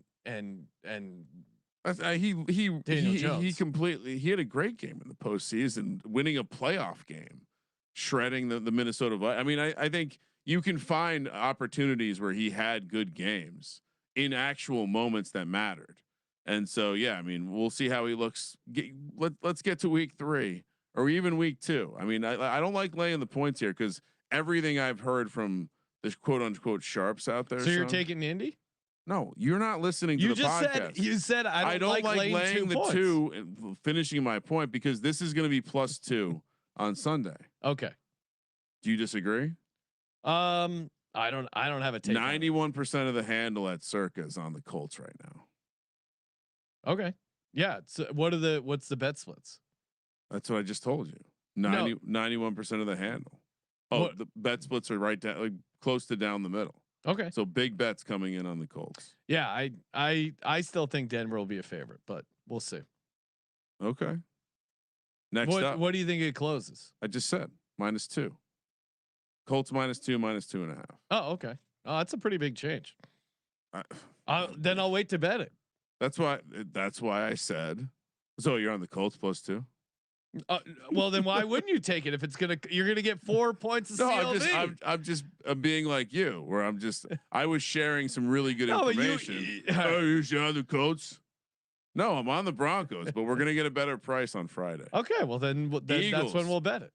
Eagles on the road against the Chiefs, but Eagles getting the respect, laying the point, coming off the Thursday night win, the banner raising that never happened. Eagles also one of the public sides here, very much. And I can look at 94% of the handle, 80% of the bets over at the Circa on the Eagles. We haven't seen too much movement here. What did it open, Sean? Were the Chiefs a short favorite, -1.5? Now it's like I said, Eagles -1, -1.5's out there, -115 on the money line. Chiefs -105. 47 is the total. Chiefs. I think they're going to need Rashee Rice. And as you'll notice, Colby added an Arrowhead sticker. So far 2 stadiums he likes, Lambeau and Arrowhead. I don't know. Break it down, Sean. Why are you both teams hangover? Don't they usually do the rematch later in the season? No, obviously the Eagles aren't hungover. Got a nice win against the Dallas Cowboys. Jalen Crowder was spitting all over the place. You ever been hungover? You gotta spit a little bit. And Jalen Carter is back. Shout out to our commissioner. Appreciate the common sense that, hey, he basically served a 1-game suspension. Doesn't need to be suspended anymore. Has that ever happened before? I mean, no one's ever been suspended for spitting. So that no, but just in general, has anyone ever like who's been suspended very early in a game or at the beginning of a game have they ever been given I don't know how many served? I don't know anyone who's been ejected pregame off the top of my head. But but I also have never. But heard also, of this no one's before. ever been suspended for spitting. So they're making up the rules as they go. Hmm. Either way, Jalen Carter is playing. Jalen Carter will dominate this Kansas City Chiefs offensive line. Everyone talking about how he's got a chip on his shoulder. Felt really bad for letting the team down. Realized it was a learning experience for him. And I mean, yes, am I thrilled that they're still starting Adoree Jackson? No, but other than that, I'm very confident about this defense. I've been hyping up the young defensive line for the Eagles. Nolan Smith was one of the top outside edge rushers, pass rush rate. Josh Uche was actually led the league in pass rush win rate last game. I think the Eagles have a very simple formula. Jalen Hurts is the quarterback. If he starts and finishes the game, they win the game. They've won 15 games in a row. They're very good about not turning the ball over. This Kansas City offense, without Xavier Worthy, without Rashee Rice, I think it's going to be tough for them to move the ball in the passing game. And I think the D line is going to eat like they ate against them in the Super Bowl. I mean, Patrick Mahomes didn't have a lot of time to throw in the Super Bowl, and I don't think much has changed since then. I think the Eagles D line is gonna bring the heat. Jahad Campbell, I expect to have a very good game. And yeah, Dallas Goedert dealing with the knee sprain. Okay, that's not the end of the world if they have to run someone else out there. He kind of was a big part of their passing game. Yeah, I mean that was because wasn't really going to the outside. Goddard was in a lot of cases. He was clearly the guy Jalen Hurts was looking for. Yeah, Devonta Smith is going to be the guy that I think has a massive game. If not, they might go out of their way to feed AJ Brown. They do that sometimes. If one guy doesn't get a bunch of targets, they'll go out of their way to feed him the next game. But Devonta Smith has done very well against the Kansas City Chiefs. Was all over his props in the Super Bowl. Of course, he caught the dagger touchdown, etched in NFL history to put the Chiefs away in that Super Bowl blowout. The case for the Chiefs is obviously Patrick Mahomes. He's a dog. Patrick Mahomes coming off a loss. Andy Reid off the loss, but man, this Chiefs team, as someone who backed them against the Chargers, they're just looking lethargic. They're looking out of sync. It was a Brazil game. Yeah, it looked very similar to the team I saw in the Super Bowl. I didn't see a lot of like, oh, this is something different and new. I think they're going to struggle. So Eagles smash play. Yeah, I think the concern for the Eagles is that secondary, and I mean, how good is that Dallas offensive line? How will the Eagles defensive line look in this game? They will have Jalen Carter, so I'm very torn here because on one hand, this is where you take the Chiefs. On the other hand, Eagles are the better team. That's why everyone's betting on them right now. I will take the Chiefs. Really? Yeah. Here's why. I think Adoree Jackson. I think the Chiefs will be very clear just to attack this weakness over and over, and they'll just spam it. They're one of the better teams at doing that. And if it fails, it will fail because of what you say. The defensive line is able to win and not give them time. I think Adoree Jackson is a very short leash. On the other side of the ball, what I do like about this Chiefs defense getting their ass kicked a little bit by a physical team is wake the fuck up. They got woken the fuck up in Brazil by the Chargers front. And I think this is a area of the team that we expect to be solid. And so, and you mentioned Brazil, the travel spot is a huge advantage for the Eagles. The Eagles get the extra day of rest. They don't have the crazy spot of coming back from Brazil. Eagles lost a home game week 2 after winning in Brazil in a similar spot here. Yeah. Packers won in theirs for what it's worth. So, and the Eagles probably should have won if Barkley catches that football. Nice try. No, you don't think the travel thing hurts Kansas City a little bit? Totally. I mean, it's a fair point, but okay. I'm just bringing up last year. Both teams coming back from Brazil last year absolutely should have won those games. Unfortunately, Barkley dropped that ball. Sunday Night Football, which early to throw Michael Penix into the fire. Oh, what's this? We got JJ McCarthy on the other side. I see they're already hyping up the fact that these guys have played recently in college. Atlanta catching 4 points here in the spaceship. Vikings on a short week here off that Monday night win. A lot of emotions. Atlanta +4, +175 on the money line. Atlanta, or the total is 44.5. I don't know what to think here. I kind of liked what I saw from Atlanta, but I always have to remember those NFC South matchups are wonky, and sometimes that doesn't translate to the outside world. And then, which team is this Vikings team? Did they just adjust against a bad coach, and that's all we saw from JJ? Because I don't really like the Atlanta coaching staff either. Yeah, I mean, back in Raheem Morris is always a little scary, but I thought Michael Penix looked really good. And, it felt like he put the team on his back. Those plays he was making near the goal line, he got in the end zone. I'm still annoyed. I had him first touchdown. I didn't take the anytime. I think he's going to be scrambling around a little bit. Drake London's banged up. It looks like he's going to be on track to play here Sunday. He was practicing today. And yeah, the Vikings, shout out to them, the offensive line, but they also did look horrible for 3 quarters. I both sides of the ball. Now, certainly I think they could, the Vikings coming off a game where they literally dumped the Gatorade, celebrating, going nuts on a Monday night, and now have to come back and get up for another primetime game. Again, maybe JJ McCarthy is him, and he's going to hit the ground running and not have any. Those first 3 quarters are the only rookie struggles we'll see from him. He certainly adjusted well there in the 4th quarter.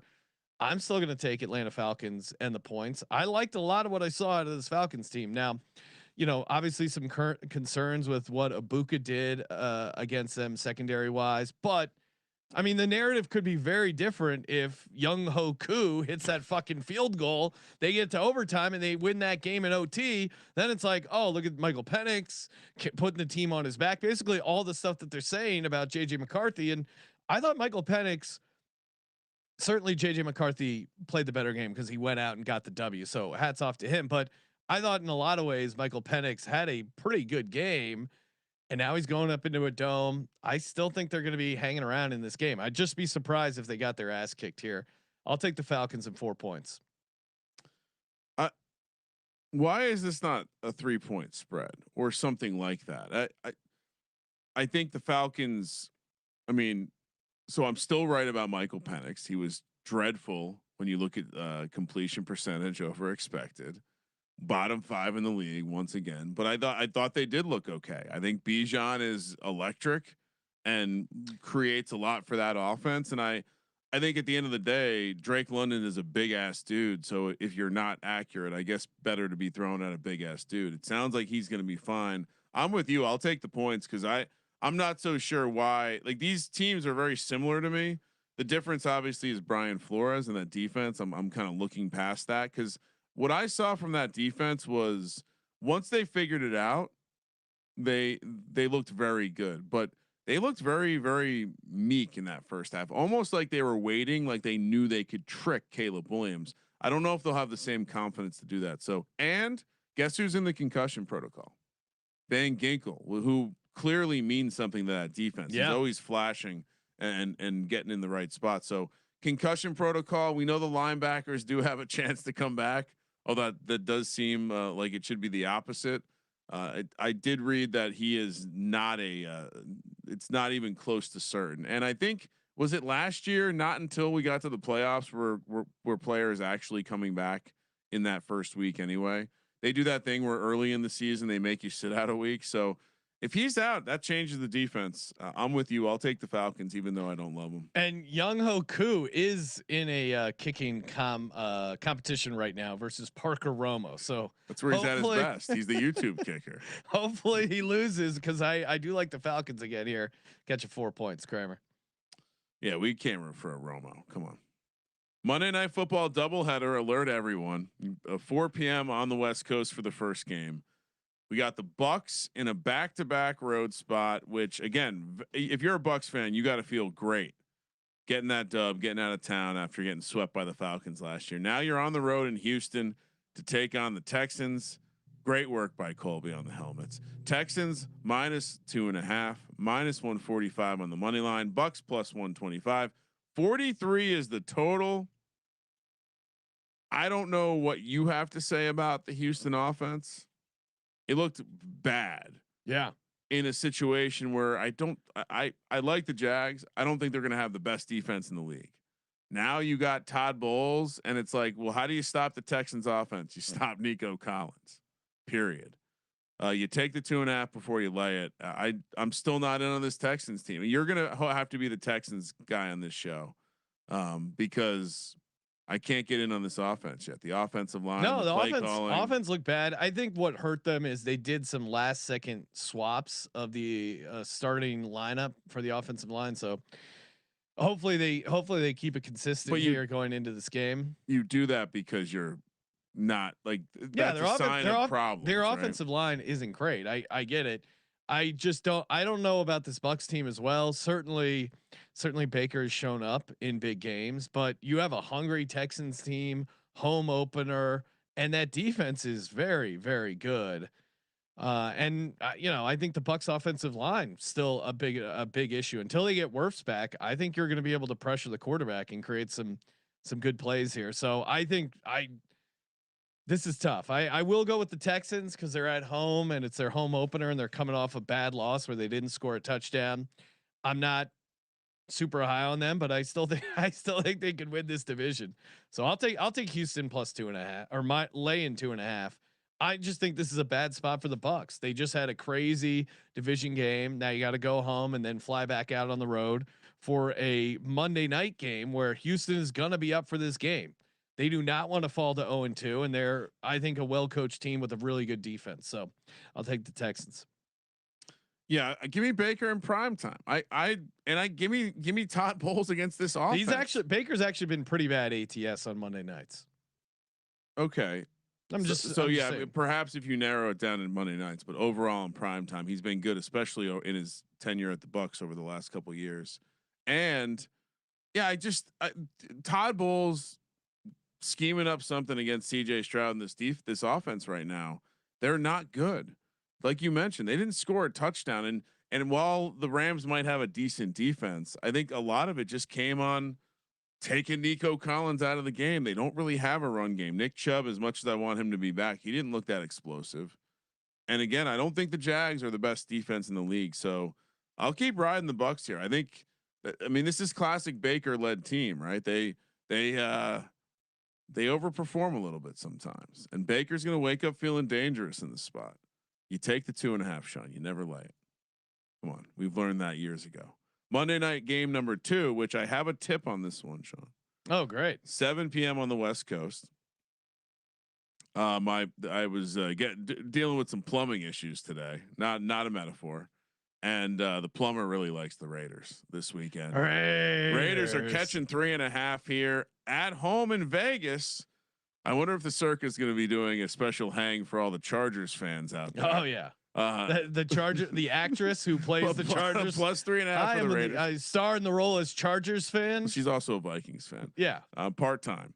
Raiders +3.5, +155 on the money line. Chargers back-to-back road games here coming back from Brazil, but a little bit extra rest. -180. But that's what the Chargers do the best. 46 is the total, but be on the road. Yeah. The problem with this is the Raiders don't often have the totality of the crowd, and so they could have a bigger advantage than they typically have. I liked what I saw from the Raiders. It's hard for me to judge it because I don't think the Patriots are very good. Chargers are coming off a big win in Brazil. You think Harbaugh let himself celebrate a little bit down there? No, not at all. Harbaugh's been awesome ATS. Yeah. With the Chargers, and this is when Jay Herbert shines. September. This is his month. This is the time. I thought that offense looked very good. He played a great game. He was so good. Have you not seen the Herbert honks showing his numbers? Like Decker's got to have a new wallpaper. No, he's rock hard. And the Chargers released Ryan, to reset voodoo, you have to sacrifice someone. Yeah. And they released Jalen Reagor, which I think that might be the end of the Chargers curse right there. Getting that bum off your team. I think to me, I don't know. I look at the Raiders. The Geno Smith played really well. Geno Smith in a dome. Geno Smith in that passing game. I think you can make a decent case for the Raiders, but I don't like, Gene T just kind of like whatever. That to me was a little just meh. I don't think we should short sell the outcome of the Raiders as a team that has sucked perennially. Yeah. Opening a season in a tough road spot and just taking care of business. The emotion on the sideline checks all the boxes. I'm not overreacting. It's just, this is what we expected from Pete Carroll. They have a professional offensive coordinator in Chip Kelly. They have a professional wide receiver in Jacoby Myers. And even if Brock Bowers goes out of a game, which he did, if you told if we learned that he was going to leave the game, which apparently he could have come back. If we learned he wasn't going to play in the game, would we have picked the Raiders? We would at least pause for a second.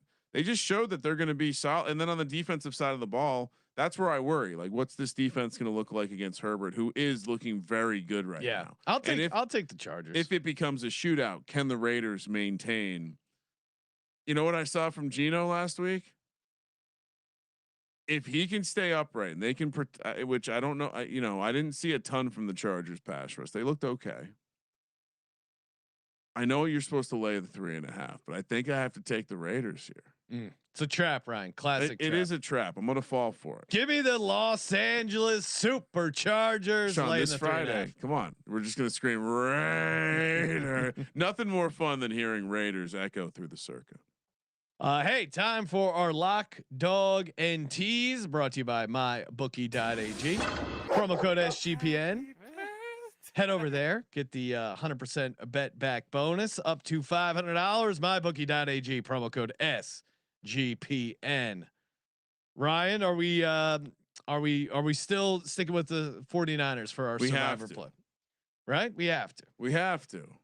Like, for a number of reasons. One, imagine if we went off the map and then we'd get lost. Two, just to your point, where are we gonna go? Yeah. I don't really want to think about it. Now we know we don't have to think about Survivor the rest of the. Although I do have a couple other smaller pools going on. All right, locks. Yes, lock, dog, tease, lock. Where do you stand on a Thursday lock? I try not to do it. Lock number one. I'm just talking. You answer your own questions a lot. I know. I give you a second to answer. Jets plus 6.5. Oh, okay. Why did you want to take that? That's going to be one of my locks. Okay. Lock number 2. Pittsburgh minus 3. It's going to be one of my locks as well. Really? Yeah. We're crossing swords hard this week. And lock number 3, I'm going to fade them till they prove me wrong. Give me the Bucs. I'm fading the Texans. Tampa Bay plus 2.5. What's your dog, Kramer? My dog.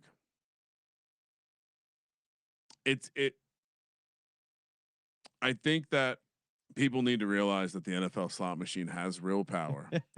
And although I wasn't wearing the Trevor Lawrence wig when I hit the 5th hand pay, I will be wearing the Trevor Lawrence wig when I hit the 6th hand pay. Give me the Jags plus the 155. And that's the appropriate way to play this game. The Jags are going to win or get beat by 17 points. Teaser? Yes. Which, by the way, for those wondering on what would have been the 4th lock, the Lions. Teaser. Let's get the Cardinals down to 1. Let's get the Lions down to plus 0.5. And let's get the Rams down to a pick. All right, for me, lock up the Steelers, laying the 3. Dear God. Lock up the Jets, getting 6.5. And then give me the Denver Broncos, laying 2. Extreme lock potential there for my dog. 2 weeks in a row fading the Colts. Yeah. Okay.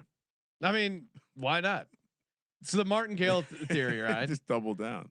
Yeah. Well, do you think the Colts power rating is going to be any higher after that win? I don't understand why all the sharps are betting the Colts. I really don't understand. Imagine putting down a massive bet on a Tuesday for the Colts. No thanks. Bunch of dogs I like. Obviously Atlanta on the money line, Bears, Jets, Titans could be frisky. This is to me a little bit crazy. I'm gonna get spicy early. Joe Flacco gets his revenge for the Baltimore Ravens. Ultimate letdown game. Plus 575 on the money line. Give me the Browns. It's a huge number. It's a huge number. It's a huge number. I mean, to me, like, I think the Browns have just as good of a chance as the as some of these, as the Giants, as the Bears. I think they're all in that similar spot. I don't know why I didn't make the lock card. There's just something about the, like, there's going to be two sides of the Browns coin this season. Yeah, they'll suck later on once Joe Flacco's out. For me, Ryan, give me Tease. Give me the Arizona Cardinals laying the 1. Give me Atlanta up to 10. Whoa, that's sharp.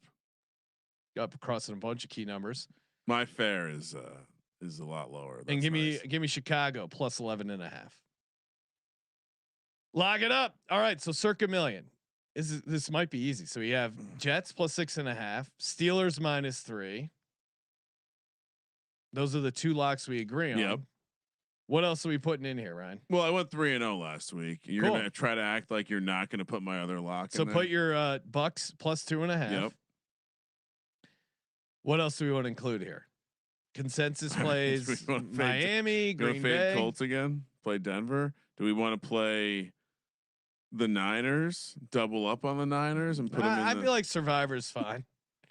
Yeah, I mean, I would say that we both played. We played the Jags and the. I liked Browns. Arizona was close for me. Oh yeah, let's put Arizona on there. Arizona -7. What else are we putting in there? I mean, I think we either go with Denver is one of my other locks. You picked Denver. It didn't sound like you liked Denver. the idea that Denver turns Dan Jones over a couple times just seems very realistic. I would say we pick between Denver, Jacksonville, and Cleveland. Okay. Well, for me, it's Denver because they're my lock. Put Denver on the board. But Jacksonville and Cleveland, I like as well. No, put Denver on the board. Jacksonville, I almost like better on the money line. That's why I put it Honestly. as a dog. No, I think Jags are live on the money line. I was going to pick them, but you already stole a number of my locks, Ryan. But good thing we got consensus there. So circa million card, Jets plus 6.5, Steelers -3, Bucs plus 2.5, Arizona laying the 7, and Denver laying the 2. Great times as always. Thank you everyone for tuning in. Telling a buddy. Appreciate all the downloads. Downloads have been crushing it. YouTube views off the charts. It means you guys are spreading the word. Appreciate that. Questions, comments on Spotify, always down. Hit us up. Toss us 5 stars. Remember, promo code football 25% off. We don't have the don't bully me, I'll come hats in stock, but do we need to we get them almost have to. What if we get them with all team colors? You can get your Steelers one. You can get the Cowboys one. Maybe we make them only in Cowboys colors. Darius was trying to talk me out of Denver. The line is screaming to take the Colts. Yeah, well, see, this is why the sharps are all betting the Colts. the line is telling you. I don't listen to that bullshit. And to Kramer's point, Denver's gonna be a dog by the time kickoff comes around. In a way to reset the mojo, get the vibes right. We didn't play this song at all this year for the football season. It's a classic from our buddy Carl Restivo, who is responsible for mixing our awesome theme song. So to play us out, it is his hit song. You can get it on YouTube, I think, Spotify. Hey Degens. So to end the show and appreciate. Thank you for participating in the Sports Gambling Podcast. For the Sports Gambling Podcast, I'm Sean, second the money green. He's Ryan. Sean going 6-0. Kramer, let it ride. I've got a fuck ton of bets on some games tonight. Got my lucky shirt on, yeah, I'm high as a kite. Kickoffs are starting soon, I better settle in. Maybe be here a while, now let the games begin. Hey DJs, it's time for some football. Who do you like? Shit, I like them all. What type of friend says gamble is a sin? Yo, if you know bet, you know win. Hey DJs, it's time for some football. Self-control, bro, I just bet it all on Kansas City, -10. Shit, I never lose, I just push or win. Parlays, teasers, tell tons of prop bets. I just bet heavy as fuck on this money line live bet. Got my cigars, my booze, and a bag of edibles. We the real men of Degen. This is how we roll. Degens, it's time for some football. Who do you like? Shit, I like them all. What type of friend says gamble is a sin? Yo, if you know bet, you know when. Hey, Degens, it's time for some football. Self-control, bro. I just bet it all on Kansas City -10. Shit, I never lose. I just push or win. Score is tied and stakes is high. How's my prediction? It can't be denied. Hoping that this game don't slip away, cause this could be my fucking lucky day. Hey, Degens, it's time for some football. Who do you like? Shit, I like them all. What type of friend says gamble is a sin? Yo, if you know bet, you know when. Hey, Degens, it's time for some football. Self-control, bro. I just bet it all on the Houston Texans -10. Dude, I never lose. I just push or win. Only tell the wife when I have a big win, but it feels like they're getting fewer and far in between. Meanwhile, I love the Packers to win outright. Plus, I'm triple stacked with them in the Millie Maker tonight. Hey, Degens, it's time for some football. Who do you like? Shit, I like them all. What type of friend says gamble is a sin? Yo, if you know bet, you know when. Hey, Degens, it's time for some football. Self-control, bro. I just bet it all on Jacksonville +10. Shit, I never lose. I either push or win. Hey, Sean. Yes, Ryan. Fly, Eagles fly. Oh, Ryan, dude, wow, you're so sweet. I really appreciate that. It's gonna be a great season for my Eagles. And hey, just for that, I'll give you a banger Giants drop. Now, how does that sound? No way. Here we go. G-Man, the Giants are a great football team, and I have a weird crush on the head coach. I mean, he dropped all that weight, right? Dude, I'm dying. I know. Uh-oh, here comes Decker. Hey, Decker! Hey, kids! I just have one thing to say to you. What's that, Deck? San Diego Superchargers charge. Bro, they not an SD anymore. How many times do I have to tell you? That is a disgusting act. Hey, any of you guys want to toe out about disgusting? Hey, yo, how about my pets? Here we go, baby freaking wheel, man. Shut it, Capper. You like that? Careful of what? Of all the nerves. Hey, yo, SGPN for life. SGP. Recibo.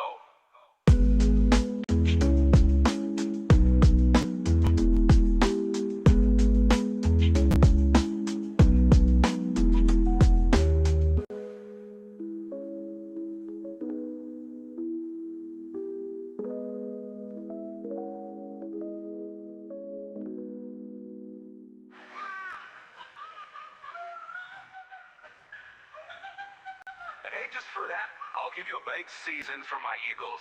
And hey, just for that, I'll give you a banger Giants drop. Now, how does that sound? No way. Here we go. G-Man, the Giants are a great football team, and I have a weird crush on the head coach. I mean, he dropped all that weight, right? Dude, I'm dying. I know. Uh-oh, here comes Decker. Hey, Decker. Hey, kids, I just have one thing to say to you. What's that, Deck? San Diego Superchargers charge. Well, they not an SD anymore.